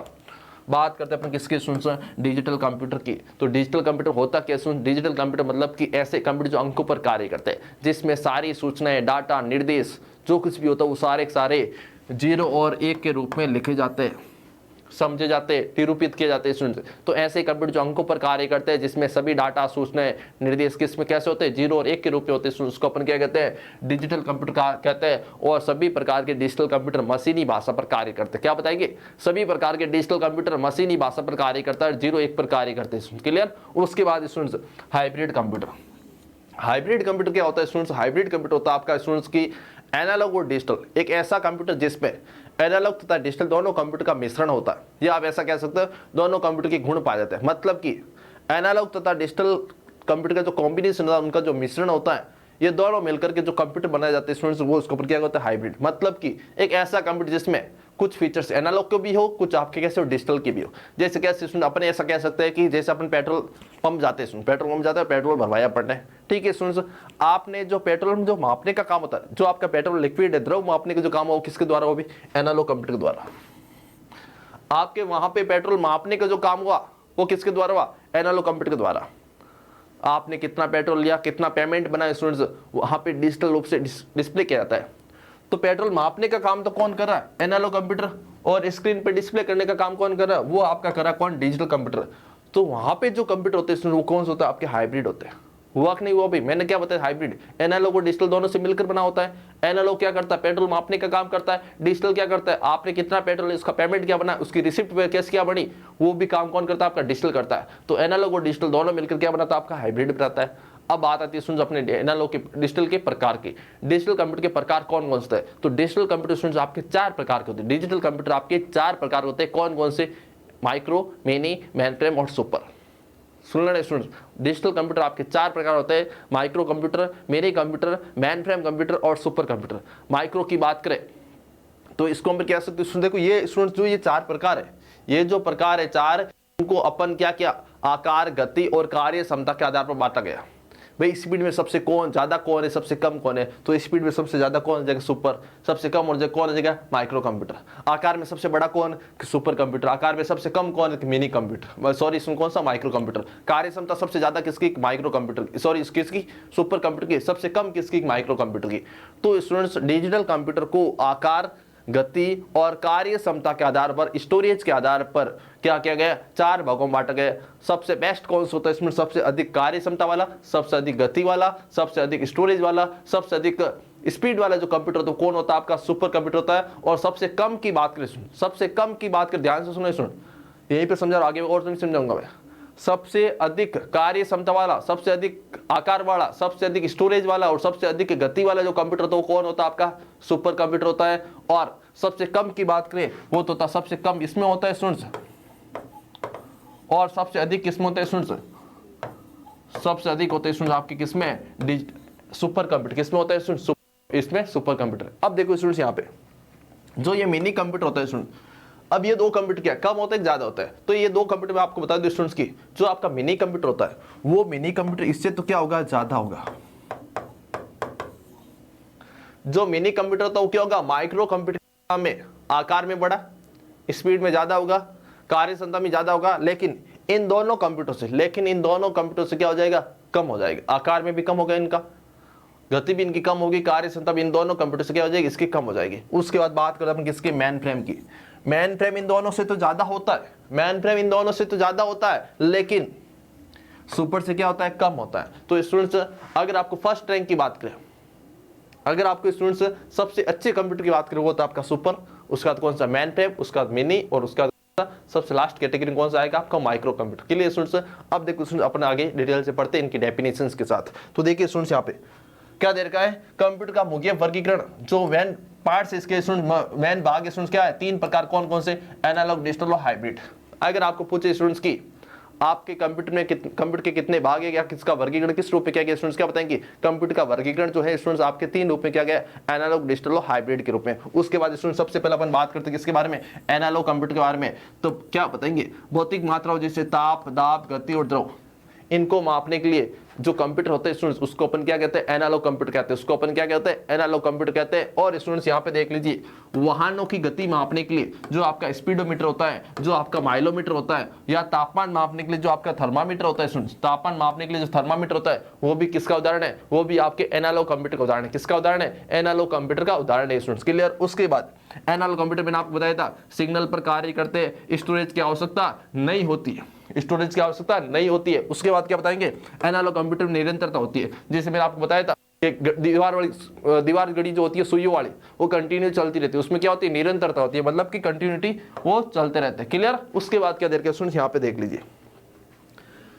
जो आपके डिजिटल कंप्यूटर होते हैं स्टूडेंट्स, पहले अपन डिजिटल कंप्यूटर की परिभाषा जान लेते हैं स्टूडेंट्स की। यहाँ पे तो डिजिटल कंप्यूटर यहाँ पे शायद परिभाषा ये रहे स्टूडेंट्स, यहाँ पे डिजिटल कंप्यूटर, एनालॉग अपने जान लिया स्टूडेंट्स। अपन बात करें अपन किसके बारे में, डिजिटल कंप्यूटर में। तो डिजिटल कंप्यूटर में सभी कार्य, निर्देश और सूचना क्या सी होती है, 0 और 1 के रूप में। मतलब कि ऐसे कंप्यूटर जिसमें क्या होता है, सभी कार्य, निर्देश और सूचनाएं जो होती है वो कैसे होती है, 0 और 1 के रूप में होती है। और डिजिटल कंप्यूटर जो भी होते हैं वो किस में काम करते हैं, मशीनी भाषा पर कार्य करते हैं, तो इसको अपन क्या कहते हैं, डिजिटल कंप्यूटर कहते हैं। और डिजिटल कंप्यूटर को आकार, गति और कार्य क्षमता के आधार पर 4 भागों में बांटा गया। कौन सा, micro computer, mini, main frame और सुपर कंप्यूटर। क्लियर स्टूडेंट्स, ये मैंने सारी चीजें आपको बता चुका हूं। और जो आपका मिनी कंप्यूटर होता है उसको अपन कहते हैं मिड रेंज कंप्यूटर।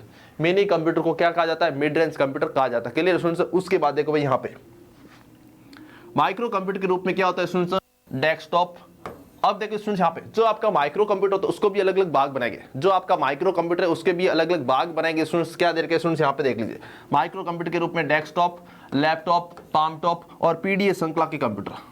जो आपका डेस्कटॉप कंप्यूटर नाम सुना आपने, लैपटॉप नाम सुना, पाम टॉप नाम सुना आपने, मोबाइल सुना, ये सारे कौन से कंप्यूटर प्रकार है स्टूडेंट्स, क्या बताएंगे, माइक्रो कंप्यूटर के प्रकार है।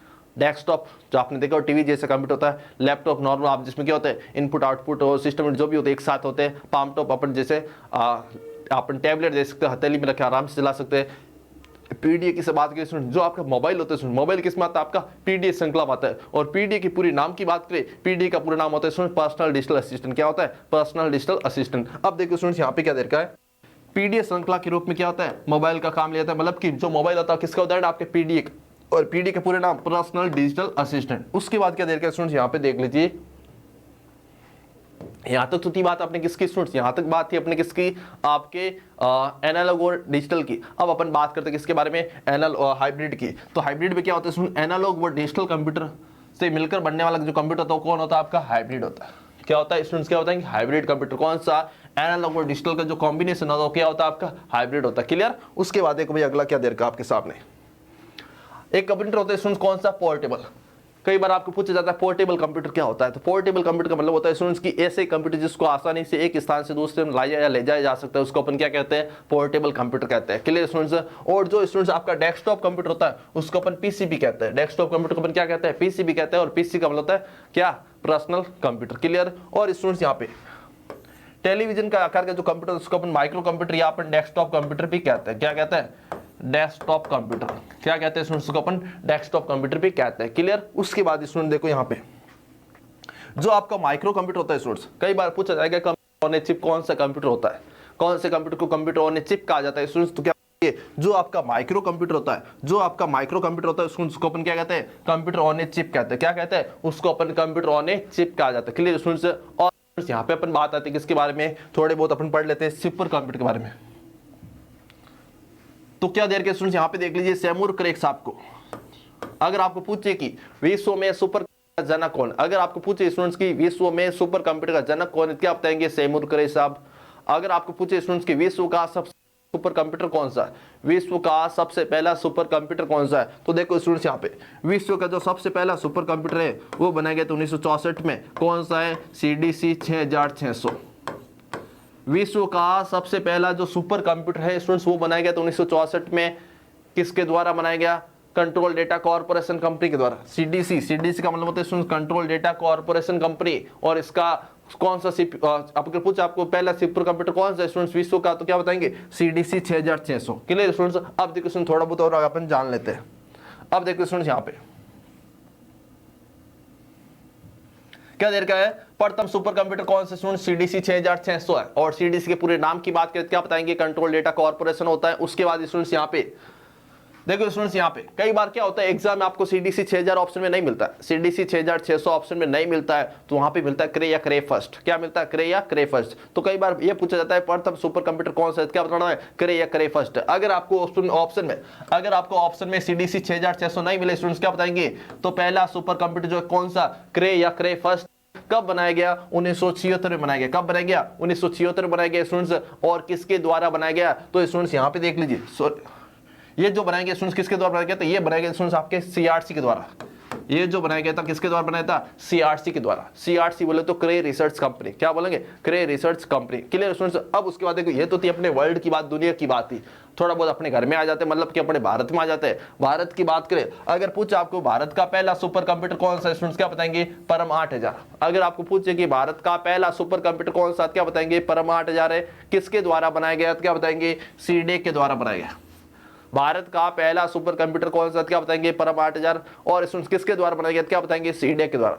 कई बार स्टूडेंट्स ये पूछा जाता है कि या ऐसा याद कर लेना स्टूडेंट्स की जितने भी परम श्रृंखला के परम नाम के जो सुपर कंप्यूटर है, जितने भी परम नाम के जो सुपर कंप्यूटर वो सारे के सारे किसके द्वारा बनाएंगे, CDEC के द्वारा बनाएंगे। और पूछे स्टूडेंट्स की CDEC का पूरा नाम क्या होता है स्टूडेंट्स, क्या बताएंगे, centre for development of advanced कर देना भाई यहाँ पे, centre for development of advanced computing. Clear students. और ये जो आपके CDEC कंपनी है, CDEC जो संस्थान है स्टूडेंट्स कहाँ पे, पुणे के अंदर है। अगर आपको पूछे इसका मुख्यालय कहाँ पे स्टूडेंट्स, क्या बताएंगे, पुणे के अंदर। Clear students. और स्टूडेंट्स वैसे मैंने आपको बता दिया था कि श्रीमान जो अपने सिमूर क्रे साहब है। सिमूर क्रे साहब है वो क्या है, विश्व के सुपर कंप्यूटर के गुरु है या जनक कह सकते हो, वैज्ञानिक कह सकते हो। अगर अपने घर की बात करें, अपने भारत की बात करें कि भारत में सुपर कंप्यूटर का जनक कौन है, वैज्ञानिक कौन है, स्टूडेंट्स क्या बताएंगे, विजय पांडुरंग भटकट साहब है, जो वो अपने क्या है भारत के सुपर कंप्यूटर के जनक है। भारत का पहला सुपर कंप्यूटर कब बना है स्टूडेंट्स, तो के स्टूडेंट्स यहाँ पे ये जो स्टूडेंट्स ये है जो परम 8000 है, ये बनाया गया 1991 में। कब बनाया गया, 1991 में बनाया गया। तो भारत में सबसे पहला सुपर कंप्यूटर कब बनाया गया स्टूडेंट्स, क्या बताएंगे, 1991 में। कौन सा, परम 8000, किसके द्वारा, सीडेक के द्वारा। सीडेक कहाँ पे भाई, पुणे के अंदर है। और जितने भी परम नाम के सुपर कंप्यूटर वो सारे के सारे किसने बनाए, किसने बनाए, सीडेक ने बनाए। Clear students. अगला देखो भाई यहाँ पे क्या दे रखा आपके सामने, तो देखो स्टूडेंट्स यहाँ पे सीडेक के द्वारा निर्मित परम श्रृंखला के सुपर कंप्यूटर निम्न है, परम 8000, परम 10000, परम अनंत, परम पदम, परम अनंत, परम युवा 2। ये इतने सारे सुपर कंप्यूटर आपके सीडे के द्वारा बनाए गए थे परम श्रृंखला के। उसके बाद स्टूडेंट्स अगर आपको पूछे कि पेस सीरीज, जो पेस सीरीज के सुपर कंप्यूटर होते हैं, जो PACE series supercomputer, PACE नाम का भी सुपर कंप्यूटर होता है स्टूडेंट्स। ये जो पेस सीरीज के जो सुपर कंप्यूटर वो किसके द्वारा बनाए गए, आपके डीआरडीओ के द्वारा बनाए गए। और स्टूडेंट्स अगर आपको पूछे कि अनुपम नाम का सुपर कंप्यूटर किसके द्वारा बनाया गया है, ये बनाया गया स्टूडेंट्स आपके BARC के द्वारा। BARC का मतलब होता है स्टूडेंट्स, ये देखो स्टूडेंट्स, BARC, बी का होता है Bhabha atomic research centre. BARC का पूरा नाम होता है भाभा एटॉमिक रिसर्च सेंटर। तो अगर आपको पूछे कि अनुपम नाम का सुपर कंप्यूटर किसके द्वारा बनाया गया स्टूडेंट्स, क्या बताएंगे, BARC के द्वारा बनाया गया। ये BARC है कहाँ पे स्टूडेंट, ये आपके मुंबई में है। और BARC का पूरा नाम पूछे स्टूडेंट्स, क्या बताएंगे, भाभा एटॉमिक रिसर्च सेंटर बताना। क्लियर है स्टूडेंट्स। उसके बाद देखो स्टूडेंट्स यहाँ पे जो सुपर कंप्यूटर होता है स्टूडेंट्स का यूज कहाँ पे होता है, इसका अंतरिक्ष के लिए, मौसम विज्ञान के लिए और युद्ध के लिए इसका प्रयोग होता है स्टूडेंट्स। क्लियर। और जो इसकी सुपर कंप्यूटर इसमें कैलकुलेशन स्पीड बहुत ज्यादा होती है, इसकी स्मृति जो स्टोरेज होता है वो भी क्या होता है, बहुत ज्यादा होती है। क्लियर। अब देखो सुन यहाँ पे, यहाँ पे विश्व के सबसे तेज सुपर कंप्यूटर की बात की जा रही है। अगर आपको पूछे कि विश्व का सबसे तेज सुपर कंप्यूटर कौन सा है, अब देखो स्टूडेंट्स यहाँ पे, ये जो यहाँ पे लिखा विश्व का सबसे तेज सुपर कंप्यूटर कौन सा है, समिट है। ये जो था स्टूडेंट्स, ये था आपके 2018 का IBM कंपनी और USA अमेरिका का। ये आपको बताने स्टूडेंट्स। अगर आपको ऑप्शन में अभी नया वाला नहीं मिले 2020 वाला स्टूडेंट, तो क्या बताएंगे, विश्व का सबसे तेज गति वाला जो कंप्यूटर स्टूडेंट्स कौन सा है, क्या बताएंगे, समिट है। कब बनाया गया, 2018 में बनाया गया। किसके द्वारा, IBM के द्वारा बनाया गया। IBM कहाँ पे, भाई USA के अंदर। क्लियर। लेकिन अगर आपको अभी लेटेस्ट का पूछ ले स्टूडेंट्स, तो लेटेस्ट का भाई याद रखना आप कौन सा, फुगाकू।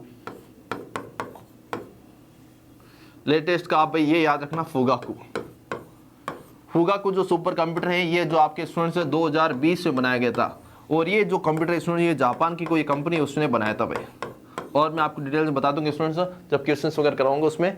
तो स्टूडेंट्स ये आपको ध्यान रखना है कि विश्व का सबसे फास्ट, सबसे तेज जो सुपर कंप्यूटर कौन सा स्टूडेंट्स, क्या बताएंगे, वो है भाई आपकी कौन सा, फुगाकू। कब बनाया गया, 2020 में। और क्या बताएंगे स्टूडेंट्स, लगभग ये जनवरी में बनाया गया। कब बनाया गया स्टूडेंट्स, जनवरी के अंदर बनाया गया। और किस कंट्री के द्वारा बनाया गया स्टूडेंट्स, क्या बताएंगे, वो बनाएंगे आपके जापान के द्वारा। किसके द्वारा, जापान के द्वारा। Clear students. उसके बाद देखो भाई यहाँ पे अगला, भारत के सबसे तेज सुपर कंप्यूटर की बात करें स्टूडेंट्स, क्या बताएंगे, वो आपका प्रत्युष। ये भी शायद 2018 के 2020 का नहीं आ गया भाई, इसका भी मैं आपको थोड़ा बता दूंगा। ठीक है, क्वेश्चंस में आपको इसका मैं बता दूंगा। ये भी प्रत्युष था, ये भी किसके अकॉर्डिंग, ये आपके 2018 के अकॉर्डिंग। Clear students. अब आपको पूछे स्टूडेंट्स कि भारत में सर्वप्रथम कंप्यूटर कहां पे स्थापित किया गया। अगर आपको कई बार एग्जाम में ये पूछे कि जीके का प्रश्न पूछे, इतिहास का प्रश्न पूछे, कंप्यूटर में क्या पूछे, ये बन सकता है कि भारत में पहली बार कंप्यूटर कहां पे स्थापित किया गया, क्या बताएंगे, भारतीय सांख्यिकी संस्थान कोलकाता में। क्या पे लगाए भाई, भारतीय सांख्यिकी संस्थान कोलकाता में स्थापित किया गया। Clear students. अगला क्या दे रखा भाई, यहाँ पे देख लीजिए, अगला आपके सामने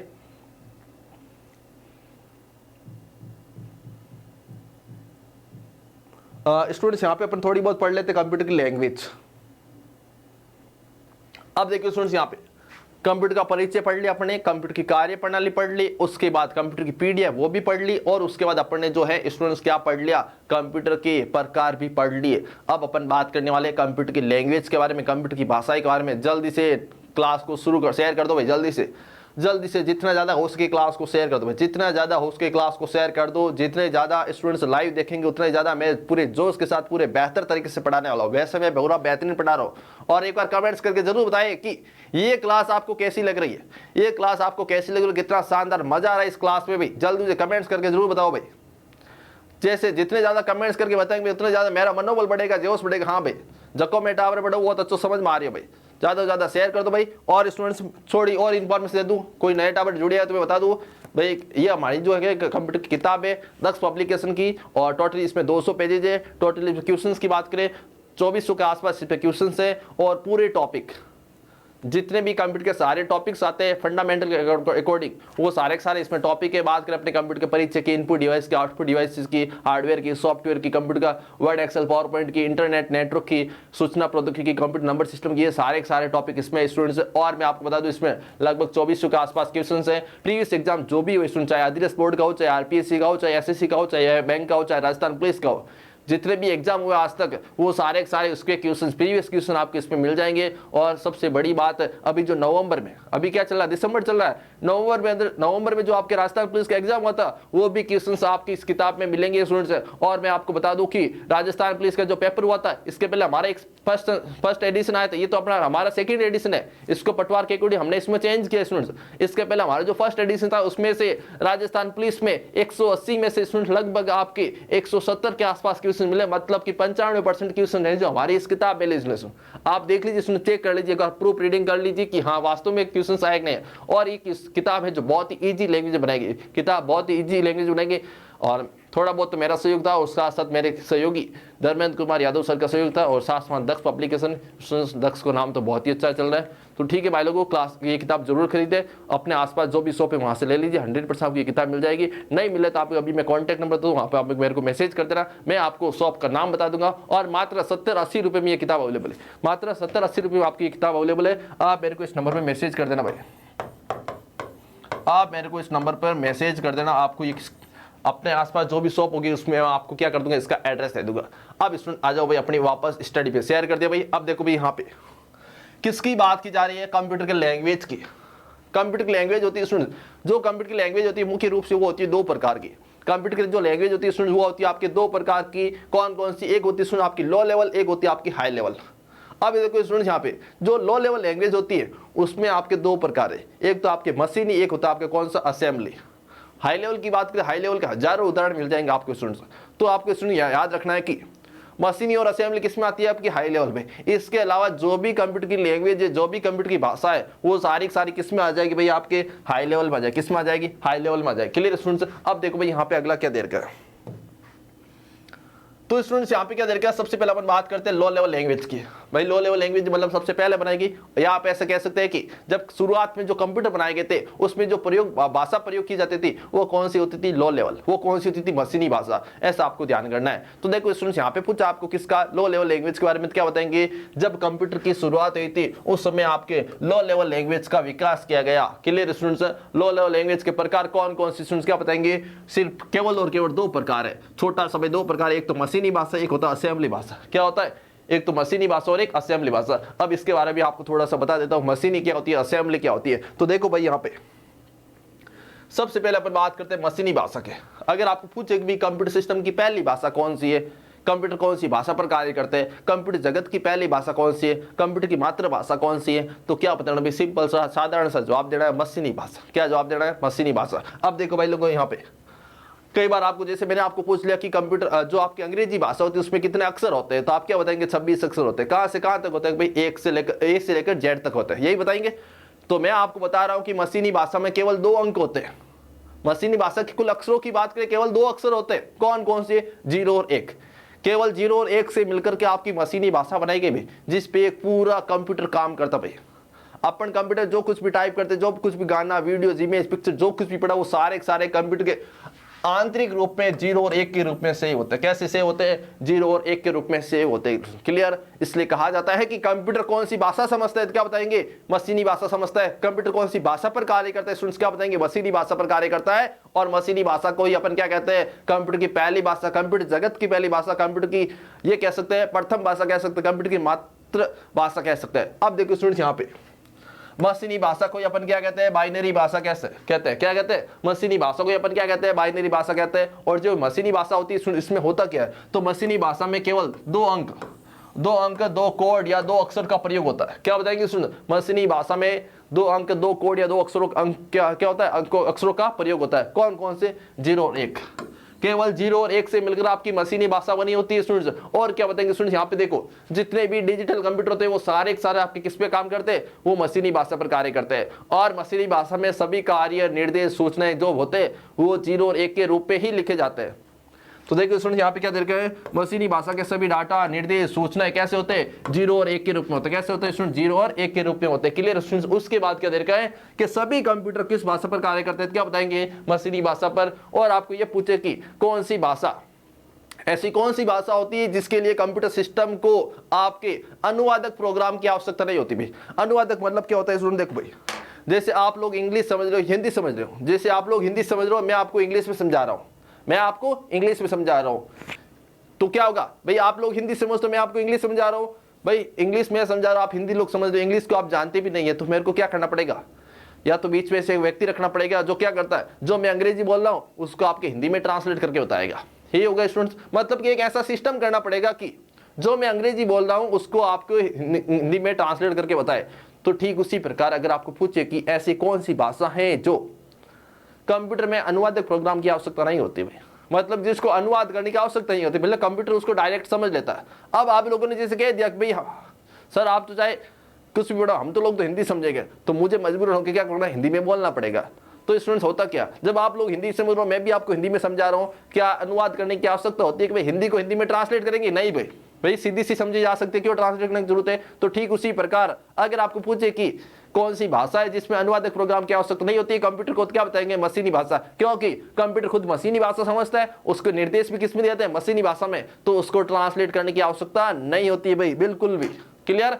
अगला क्या देर का भाई यहाँ पे देख लीजिए, तो क्या देर के सुन, मशीनी भाषा एक ऐसी भाषा होती है जिसके लिए कंप्यूटर सिस्टम को किसी प्रकार के अनुवादक प्रोग्राम की, ट्रांसलेटर प्रोग्राम की आवश्यकता नहीं होती है। उसके बाद क्या देर का है, क्योंकि मशीनी भाषा के कोड वैसे ही होते हैं, क्योंकि मशीनी भाषा के कोड वैसे ही होते हैं जिस कोड को कंप्यूटर सीधे सीधे मतलब डायरेक्ट समझ सकता है, क्या कर सकता है, डायरेक्ट समझ सकता है। अब देखो सुन, मशीनी भाषा के कोड होते कैसे, तो मशीनी भाषा के कोड ऐसे होते हैं स्टूडेंट्स, क्या देर का है, ये देखो स्टूडेंट्स यहाँ पे ये इस प्रकार के, जैसे आपको बोलते भाई अंग्रेजी में कुछ वर्ड लिखना है, कुछ भी लिखना, आप कैसे लिखेंगे, सपोज कर A to Z, जैसे मैंने यहाँ पे लिखा भाई एप्पल लिखा, क्या लिखा भाई एप्पल लिखा, जैसे आपने अंग्रेजी के कुल अल्फाबेट्स देखे आपको बता दिया अंग्रेजी भाषा के, जैसे आप 0-1 देखते हो स्टूडेंट समझ के बता देना स्टूडेंट्स ये किसका है, ये आपके मशीनी भाषा के, किसके स्टूडेंट्स क्या बताएंगे, मशीनी भाषा। Clear students. अगला क्या देर का भाई यहाँ पे देख लीजिए, अगली आती है कौन सी, आपके असेंबली भाषा।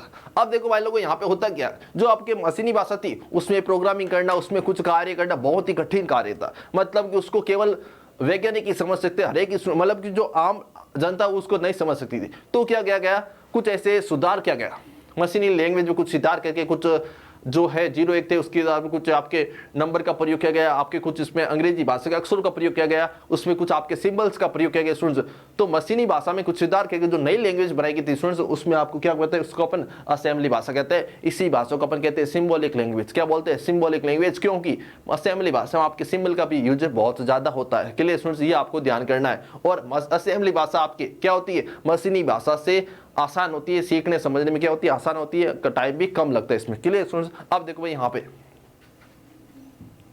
तो ये आपको ध्यान रखना भाई। और एक चीज यहाँ पे ध्यान रखना है कि असेंबली भाषा में होता क्या है स्टूडेंट्स, जो आपके अंग्रेजी भाषा के शब्द होते हैं, जो आपकी नॉर्मल इंग्लिश लैंग्वेज होती है उसके जो वर्ड्स होते हैं उसको असेंबली भाषा में अगर काम में लेना है तो उसको शॉर्ट रूप में यूज करता है। कैसे, शॉर्ट रूप में यूज करता है, छोटे रूप में प्रयोग करता है। कैसे, तो देखो सुनिए यहाँ पे, अगर जो आपके पास इंग्लिश का वर्ड क्या देर का एडिशन देर का है, तो आपको असेंबली भाषा में ये लिखना पड़ेगा भाई, असेंबली भाषा में क्या लिखना पड़ेगा, एड लिखना पड़ेगा। सब्ट्रैक्शन देर का है तो असेंबली भाषा में सब लिखना पड़ेगा।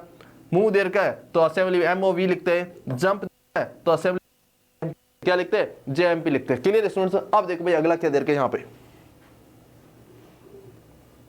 अगला देर के भाई कौन सा, आपके high level language. High level मतलब कि नॉर्मल जैसे आप इंग्लिश लिखते हैं वैसी जो ये लैंग्वेज होती है, कौन सी आपकी हाई लेवल लैंग्वेज होती है। क्लियर, इंग्लिश के जैसे वर्ड्स होते हैं वैसे भी वर्ड्स क्या होते हैं आपके इंग्लिश में, इंग्लिश के जिसके केस में होते हैं आपके हाई लेवल लैंग्वेज होते हैं स्टूडेंट्स। क्लियर। तो स्टूडेंट्स क्या बताएंगे कि एक ऐसी लैंग्वेज जिसमें कीबोर्ड के सारे अक्षर प्रयोग होते हैं, मतलब कि कीबोर्ड के जितने भी अक्षर होते हैं। नॉर्मल ऐसा कह सकते हो अंग्रेजी भाषा की जो ये समान लैंग्वेज होती है वो कौन सी होती है, आपकी हाई लेवल लैंग्वेज होती है। अब देखिए स्टूडेंट यहाँ पे यूज क्या क्या होता है स्टूडेंट्स, आपके 0 से 9 तक नंबर यूज हो सकते हैं, आपके अंग्रेजी भाषा के सारे अक्षर, चाहे छोटे अक्षर हो चाहे बड़े अक्षर, वो भी प्रयोग किए जा सकते हैं, और सारे सारे स्पेशल जो सिंबल होते हैं, मतलब कि स्पेशल कैरेक्टर, मतलब कि जो सारे सिंबल्स होते हैं उसको अपन कहते हैं स्पेशल कैरेक्टर, वो सारे सारे इसमें यूज होते हैं। उसके बाद क्या देखा है कि इस प्रकार की कंप्यूटर की भाषा कैसी, कोडिंग कैसी होती है, असामान्य अंग्रेजी भाषा के समान होती है। क्या होती है, कैसे अंग्रेजी भाषा के समान होती है। जैसे मैंने स्टूडेंट्स यहाँ पे C++ का लिख रहा कोड में आपके सामने में C++ का कोड लिखा स्टूडेंट्स,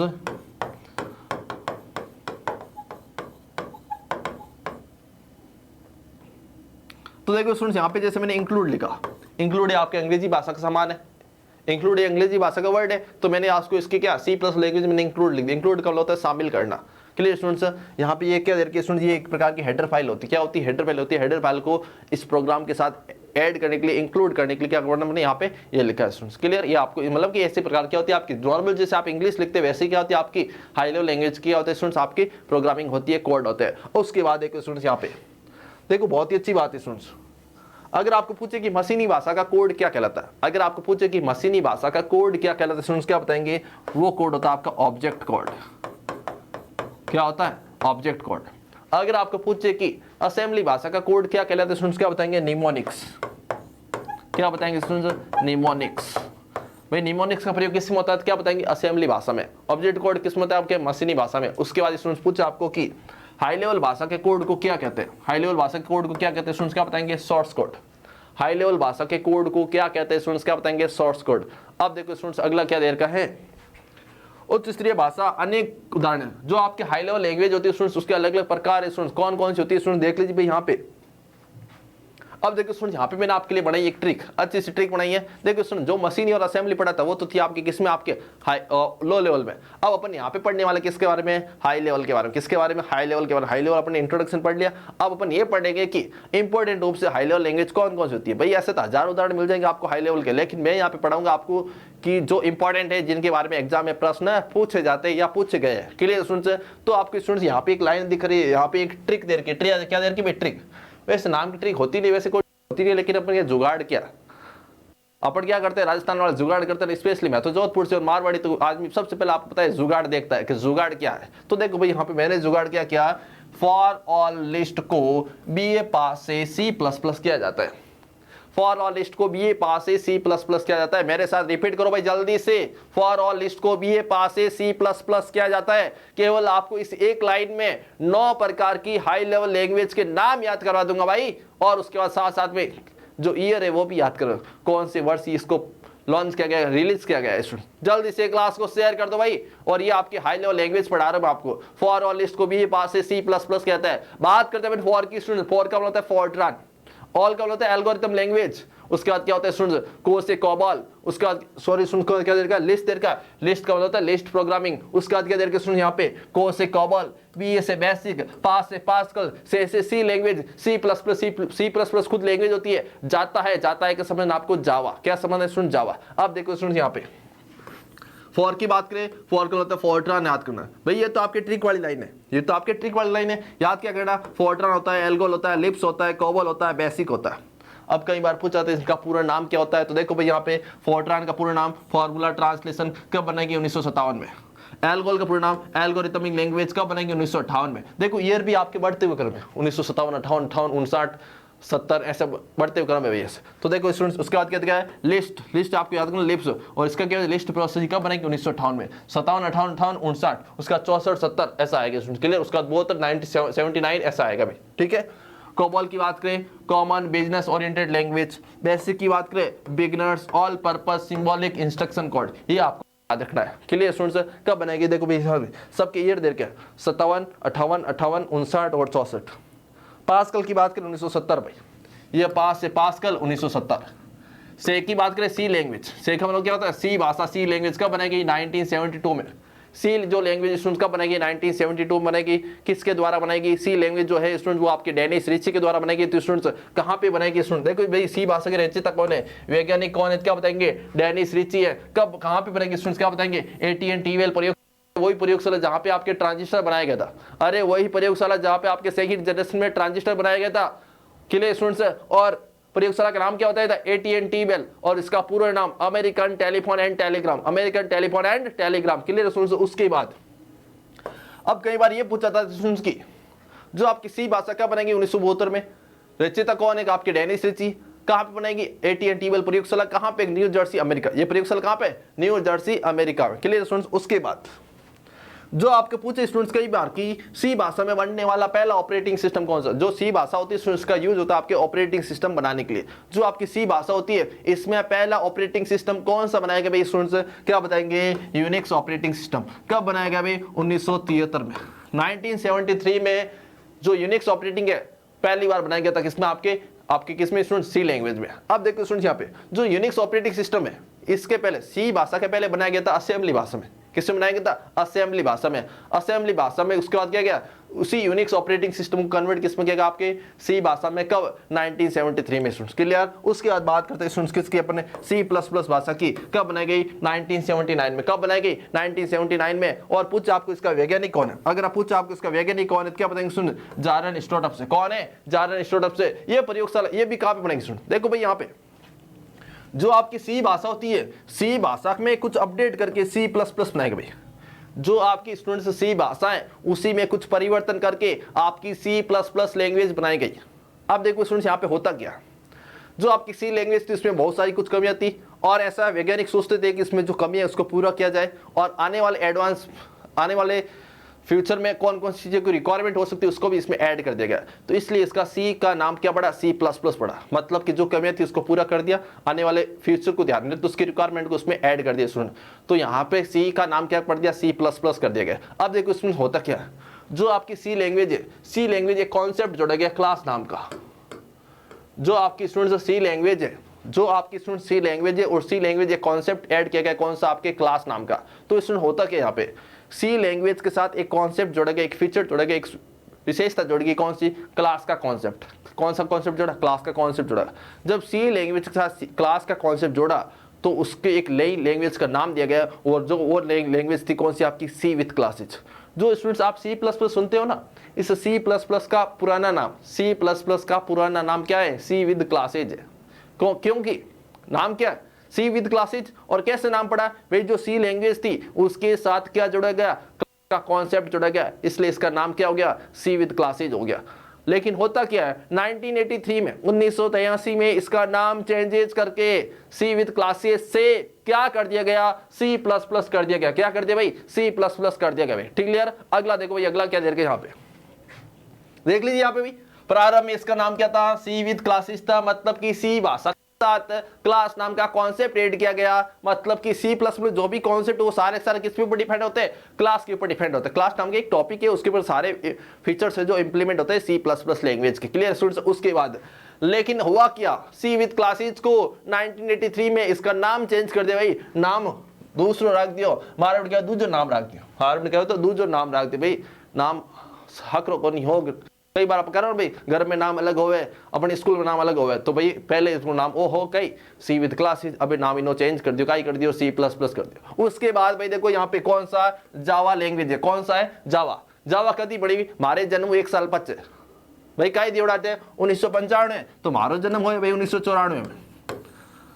जावा लैंग्वेज बनाई गई मारे जन्म 1 साल पच्चे, मतलब कि मारो जन्म 1994, जावा कदी बनी हुई 1995 में। अब देखो भाई इसमें होता क्या है स्टूडेंट्स, यहाँ पे देख लीजिए।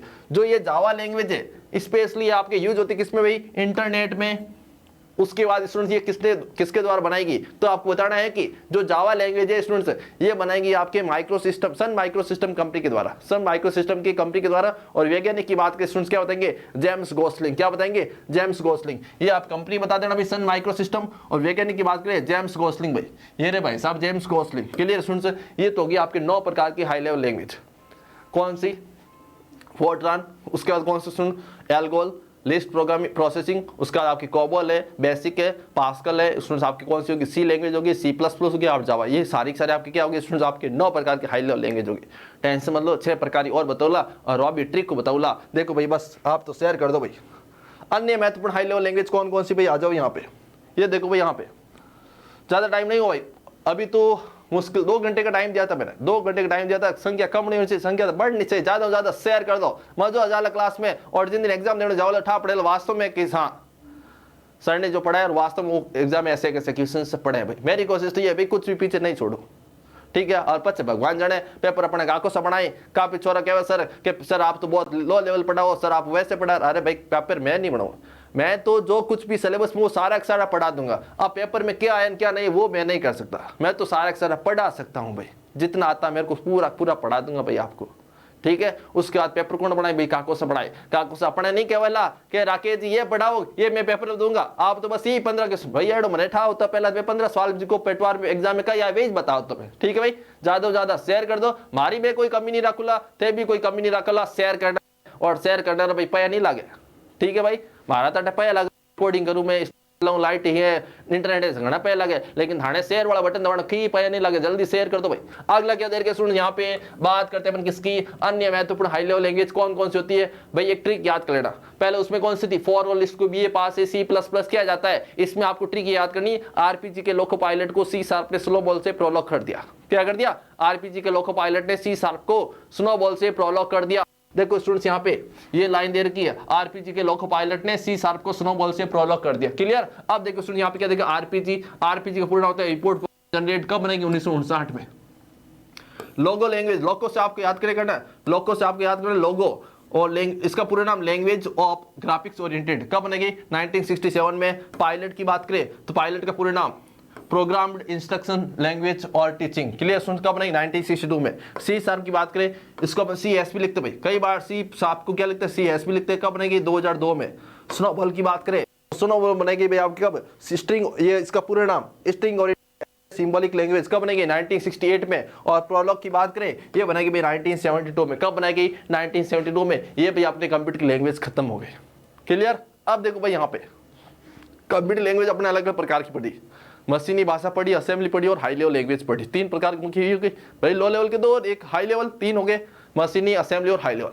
मशीनी भाषा की जो बात आई थी मैंने आपको बताया था कि जो मशीनी भाषा होती है उसमें किसी प्रकार के ट्रांसलेटर की आवश्यकता नहीं होती है, लेकिन जो असेंबली भाषा होती है, जो हाई लेवल लैंग्वेज होती है, क्या उनको ट्रांसलेट कौन करता है, वो चीज अब अपने पढ़ने वाले हैं, जल्दी से शेयर कर दो भाई। अब देखो भाई यहाँ पे बात करते हैं लैंग्वेज ट्रांसलेटर की। जितने भी लैंग्वेज ट्रांसलेट हो वो सारे सारे सॉफ्टवेयर होते हैं। कौन से सॉफ्टवेयर होते हैं, ये होते हैं भाई आपके सिस्टम सॉफ्टवेयर। किसके प्रकार है, सिस्टम सॉफ्टवेयर के प्रकार है। अगर आपको पूछे कि भाषा अनुवाद क्या लैंग्वेज ट्रांसलेट कितने होते हैं, क्या बताएंगे भाई, तीन प्रकार हो। कितने प्रकार के, तीन प्रकार के होते हैं। कौन कौन से, एक तो आपका असेंबलर, इंटरप्रेटर और कंपाइलर। असेंबलर सीधा सा बता दो भाई, जो आपके मशीनी असेंबली, देखो आपकी असेंबली भाषा थी, असेंबली की भाषा पहले कौन सी थी, मशीनी। मशीनी भाषा में कितनी जरूरत थी, अनुवादक की नहीं जरूरत नहीं, सीधा डायरेक्ट समझ लेता कंप्यूटर आपका। लेकिन बात आपने किसकी, असेंबली भाषा की। जो असेंबली भाषा होती है, देखो भाई यहाँ पे भाई ट्रांसलेट करने की जरूरत क्यों होती है भाई, कंप्यूटर ने कह दिया मैं केवल मशीनी भाषा समझता हूं। क्या समझता हूं, मशीनी भाषा समझता हूं। कौन सी भाषा, कंप्यूटर ने कह दिया मैं केवल मशीनी भाषा समझता हूं। अब देखो भाई यहाँ पे कंप्यूटर केवल मशीनी भाषा समझते हैं और हम लोग जो हैं उसको आदेश दे रहे, उसको निर्देश दे रहे, कैसे दे रहे, उसको जो भी सूचनाएं दे रहे, उसको जो भी डाटा दे रहे वो कैसे दे रहे, असेंबली भाषा में। तो असेंबली भाषा के निर्देशों को, सूचनाओं को, डाटा को किसमें चेंज करना है, मशीनी भाषा में। कौन करता है, अरे भाई लोगों वो होता है इंटरप्रीटर। कौन होता है, इंटरप्रीटर होता है। क्लियर। उसके बाद बात करते हैं, सॉरी सुन, कौन होता है, वो असेंबलर होता है। कौन होता है, असेंबलर। अब अपन बात करते हैं इंटरप्रीटर और कंपाइलर की। अब देखिए सुन, असेंबली भाषा लो लेवल का काम खत्म, आ जाओ अपने किसमें, हाई लेवल में। हाई लेवल में होता क्या स्टूडेंट, देखो यहाँ पे हाई लेवल की बात करें, हाई लेवल का कोड कौन सा होता है, उसको अपन क्या कहते हैं, उसको अपन कहते हैं सोर्स कोड। या तो ऐसा कह सकते हैं कि हाई लेवल के कोड को किसमें चेंज करना, मशीनी भाषा में चेंज करना। हाई लेवल के कोड को मशीनी कंप्यूटर के समझने योग्य भाषा में चेंज करना। या ऐसा कह सकते हैं कि सोर्स कोड को ऑब्जेक्ट कोड में चेंज करना। ये काम किसका होता है, ये काम इन दोनों का होता है भाई। ये दोनों होते हैं जो क्या करते हैं, हाई लेवल को मशीनी भाषा में चेंज करते हैं, हाई लेवल को मशीनी भाषा में चेंज करते हैं। अब देखो भाई दोनों दो क्यों बढ़ाए, या इन दोनों का काम, इन दोनों भाई जब काम एक करते दो क्यों है। अब देखो स्टूडेंट्स यहाँ पे इसमें दोनों में डिफरेंस क्या, स्टूडेंट देखो भाई यहाँ पे इंटरप्रीटर की बात करें। सपोज करो आपने 10 लाइन का एक कोड लिखा, सपोज करो 10 लाइन का आपने एक प्रोग्राम बनाया। उसमें क्या होता है, जो इंटरप्रीटर होता है स्टूडेंट्स, आपने हाई लेवल के अंदर क्या किया, आपने 10 लाइन का एक प्रोग्राम बनाया और जो इंटरप्रीटर अगर आपका क्या करता है, ट्रांसलेट का काम करता है। अगर आपका इंटरप्रीटर क्या करता है, ट्रांसलेट करने का काम करता है हाई लेवल से आपके मशीनी भाषा में, तो इंटरप्रीटर क्या करेगा, पहले एक लाइन को पढ़ेगा, उसके बाद उसको मशीनी में ट्रांसफर किया, उसके बाद क्या हुआ, दूसरी लाइन को पढ़ा, उसके बाद उसको मशीनी में ट्रांसफर किया। मतलब कि एक एक लाइन को ट्रांसलेट करता हाई लेवल से आपके मशीनी लैंग्वेज में। अब देखो स्टूडेंट्स यहाँ पे तो क्या होगा, टाइम ज़्यादा लगेगा। लेकिन स्टूडेंट्स यहाँ पे कंपाइलर की बात करें, किसकी बात करें अपन, कंपाइलर की। कंपाइलर क्या करता है कि जो आपने सपोज को 10 लाइन का प्रोग्राम बनाया किसमें, आपके हाई लेवल लैंग्वेज में, उसे 10 चीज़ें जितनी भी आपने चाहे 10 लाइन हो, चाहे 1000 लाइन हो, चाहे 5000, चाहे लाख लाइन हो, कितनी भी आपने लाइनें लिखी, उन सारी लाइनों को एक साथ ट्रांसलेट कर लेता किसमें, आपके मशीन हाई लेवल लैंग्वेज से मशीनी भाषा में। क्लियर स्टूडेंट्स, ये आपके हो गए इसके परिभाषा है। अब देखो थोड़ा अपन यहाँ पे जो लिखा उसके बारे में समझा देता हूँ। असेंबलर की बात करें तो देखो भाई, असेंबली भाषा के निर्देशों को मशीनी भाषा अर्थात कंप्यूटर के समन्वय की भाषा में चेंज करना किसका काम होता है भाई, असेंबलर का। सिंपल सी परिभाषा भाई, इनो जो कंप्यूटर और का ही सुनो भाई, मजा आया कि नहीं भाई, कमेंट्स करके जरूर बताना। अगला क्या देर का, इंटरप्रीटर। क्या देर का, अगला इंटरप्रीटर देर का। इंटरप्रीटर का मतलब क्या बताया था मैंने स्टूडेंट्स की, आपको ये बताया था कि हाई लेवल लैंग्वेज के निर्देशों को मशीनी भाषा अर्थात निम्न स्तरीय या लो लेवल लैंग्वेज में चेंज करना किसका काम होता है, इंटरप्रीटर का। करता कैसे, एक एक लाइन को आपने 10 लाइन का कोड बनाया, उसकी एक एक लाइन को चेंज करके किसमें, आपके ट्रांसलेट करके किसमें, मशीनी भाषा में, इंटरप्रीटर। और यही परिभाषा आपकी किसकी होती है, कंपाइलर की। लेकिन यहाँ पे एक चेंज हो जाएगा, लाइन बाय लाइन के स्थान पर एक साथ पूरे प्रोग्राम को चेंज करता है हाई लेवल से मशीनी भाषा में, लो लेवल लैंग्वेज में। अब देखो भाई यहाँ पे ये रहा भाई, क्या देख गया, उच्च स्तरीय भाषा के निर्देशों को मशीनी भाषा अर्थात निम्न स्तरीय भाषा में अनुवाद करता है। और क्या बताएंगे, एक साथ जितने भी कोड होते हैं उनको पूरे को एक साथ कन्वर्ट करता है किसमें, आपके इसमें किसमें स्टूडेंट्स क्या बता देंगे, आपके इसके हाई लेवल को किसमें चेंज करता है, आपके मशीनी भाषा, या आपके किसमें स्टूडेंट्स क्या बता देंगे, आपके निम्न स्तरीय भाषा में। अब देखो भाई अगला क्या दे रखा आपके सामने, कंप्यूटर की विशेषताओं की बात की जा रही है। कंप्यूटर की कौन कौन सी विशेषता, ऐसा भी प्रश्न आपके एग्जाम में पूछा जाएगा। तो स्टूडेंट्स यहाँ पे छोटी सी ट्रिक बनाई, इसमें मेरे हिसाब से कम आपको 6 से 7 विशेषताएं हैं जो आपको इसमें याद हो जाएगी। तो देखिए स्टूडेंट्स यहाँ पे क्या दे रखा है, विश्वास को एक से अधिक कार्य व गति, विश्वास को एक से अधिक कार्य व उद्देश्य के लिए गति और शुद्धता के साथ सुरक्षित व स्टोर किया जाता है।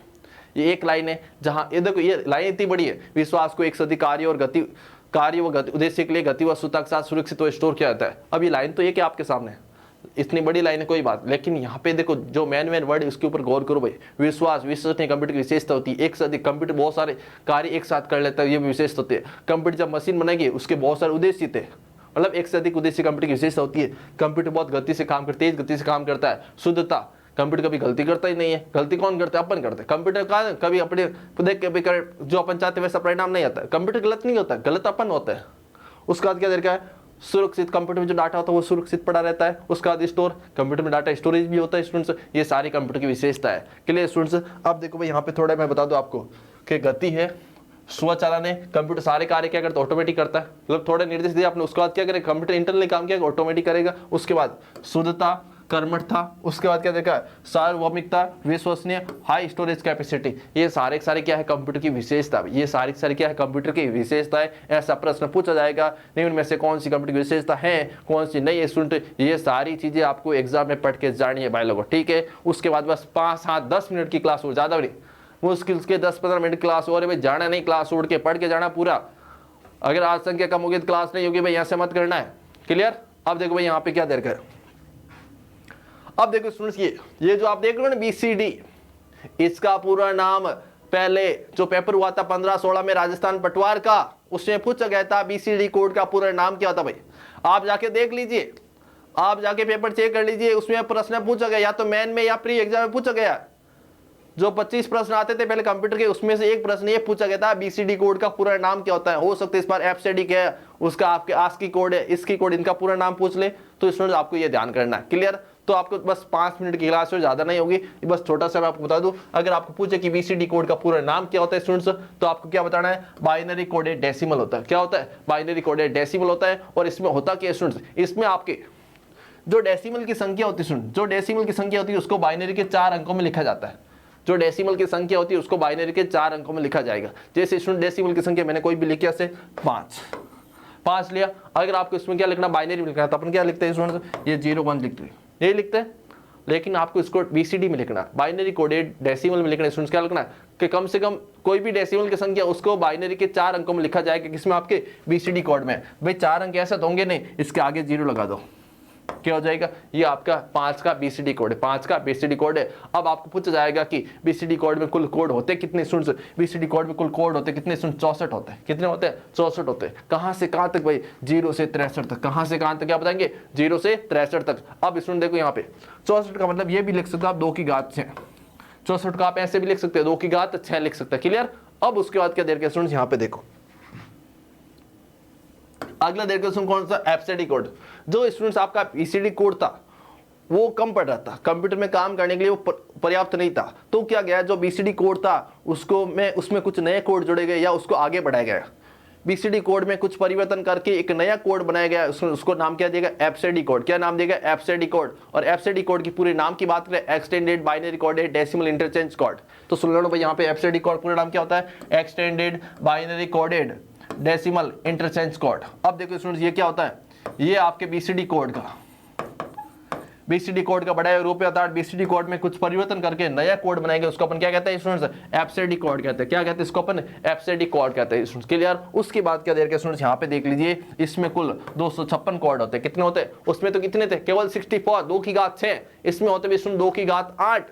जब आप इसको सोल्व करेंगे क्या आएंगे, 256 कोड। कहां से कहां तक, 0 से 255। कहां से कहां तक, क्या बताएंगे, 0 से 255। Clear students. अगला क्या देर का यहाँ पे देख लीजिए भाई, अगला देर का ASCII कोड, बहुत इंपॉर्टेंट, फुल फॉर्म पढ़ के जाना। 100% एग्जाम में प्रश्न पूछा जाएगा, ASCII कोड का पूरा नाम क्या होता है, American standard code for information interchange. कब बनाया गया, 1963 में। किसके द्वारा, ANSI के द्वारा।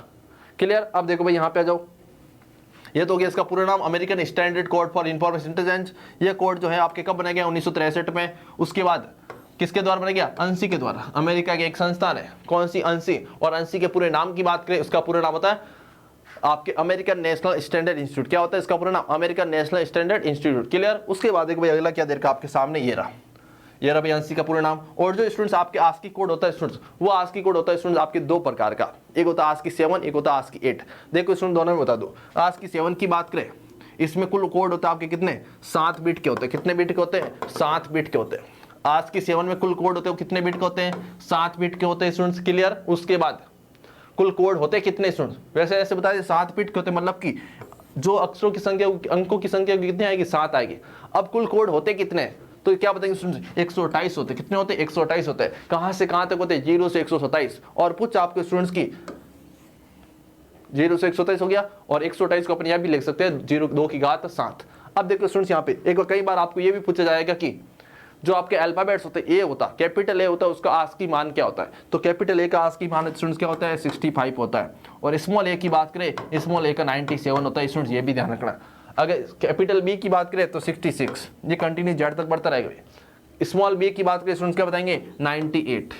Clear students. ये सारी चीज आपको ध्यान करनी है किसके अंदर, अपने ASCII कोड में। तो ये तो थी ASCII 7 की बात, 7 बिट का होता है कि टोटल कोड कितना, 2 की घात 7, मतलब कि 128। कहां से कहां तक, 0 से 127। ये आपको ध्यान कर लेना। Clear students. और 7 बिट का होता है। अगला देखो भाई कौन सा आपके ASCII 8 की बात करें, जब ASCII 7 हो तो क्या बताएंगे, 2 की घात 7।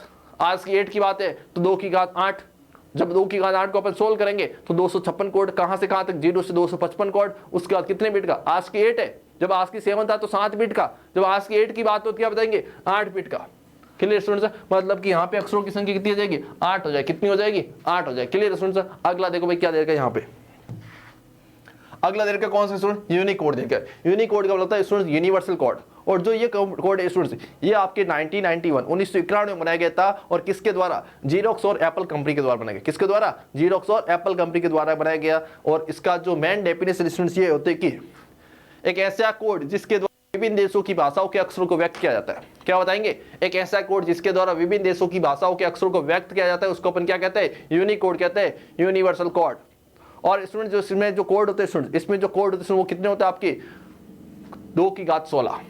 इसमें जो कुल कोड होते कितने होते हैं, 2 की घात 16 होते हैं स्टूडेंट्स। और ये टोटल कितने होते हैं, 16 बिट के होते हैं, ऐसा आप कह सकते हैं। उसके बाद क्या देखा स्टूडेंट्स, यहाँ पे इसमें कुल कोड की बात मैंने बताई 2 की घात 16। और जब 2 की घात 16 का आप सब सॉल्व करेंगे स्टूडेंट्स, क्या आ जाएगा, 0 से 65,536, सॉरी स्टूडेंट 65,535।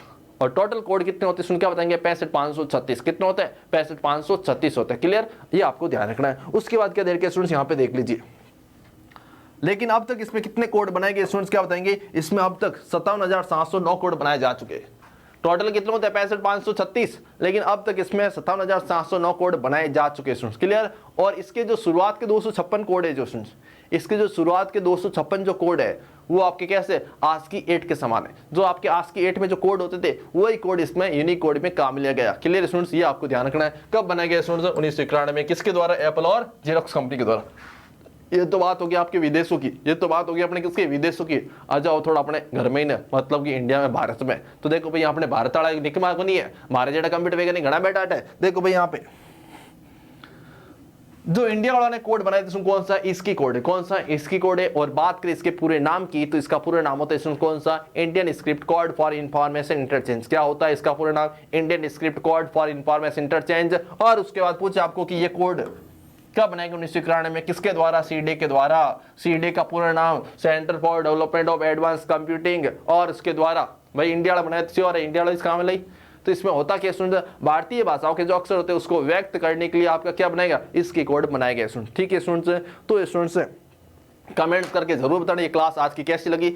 आज की इस क्लास से ही पता चलेगा भी कल की क्लास कैसे लो मैं स्टूडेंट्स को। जितने ज्यादा कमेंट्स करेंगे पता चलेगा भी आज को इस क्लास में कितना मजा है स्टूडेंट्स को, कितना ज्यादा लोग स्टूडेंट्स को इंटरेस्ट के साथ अच्छे शानदार मजे तरीके से देख रहे हैं स्टूडेंट्स। तो ज्यादा से ज्यादा कमेंट्स करें, ज्यादा से ज्यादा क्लास को शेयर करें। जितना ज्यादा शेयर करना वैसे शेयर कर देना, क्योंकि पटवार एग्जाम नजदीक है। किसी अच्छे इंसान का भला हो जाएगा, आपका भी भला हो जाएगा स्टूडेंट्स, क्योंकि ये ज्ञान का भंडार है भाई। जितना ज्यादा फैलाओगे उतने आपका बढ़ेगा भाई। किसी भले आपको अच्छे इंसान की दुआ मिल जाएगी कि हाँ भाई लास्ट टाइम है एग्जाम के टाइम और कंप्यूटर का अपने अच्छा वीडियो मिल गया स्टूडेंट्स। क्योंकि स्टूडेंट्स मैं कई बार देखता हूँ स्टूडेंट्स की एग्जाम के टाइम मेरे के पास ऐसे मैसेज आते हैं, सर आप पहले मिल जाते तो सर आज आप मिले हो स्टूडेंट्स। कोई बात नहीं भाई, अभी देख लो स्टूडेंट्स, ठीक है, मेरी गलती नहीं है भाई। मेरे का काम क्या होता है? मेरा काम तो पढ़ाना होता है, मैं तो पढ़ा सकता हूँ आपको, लेकिन आगे से आगे वीडियो को शेयर करना, जिन स्टूडेंट्स को इस वीडियो की जरूरत होती है, क्लास की जरूरत होती है, वहां तक पहुंचाना काम तो भाई आपका होता है। पढ़ा सकता हूं मैं, ठीक है भाई। तो धन्यवाद, वापस मिलते हैं अपने कल अगली क्लास में। ज्यादा से ज्यादा क्लास को शेयर करें। धन्यवाद, राम राम, जय हिंद।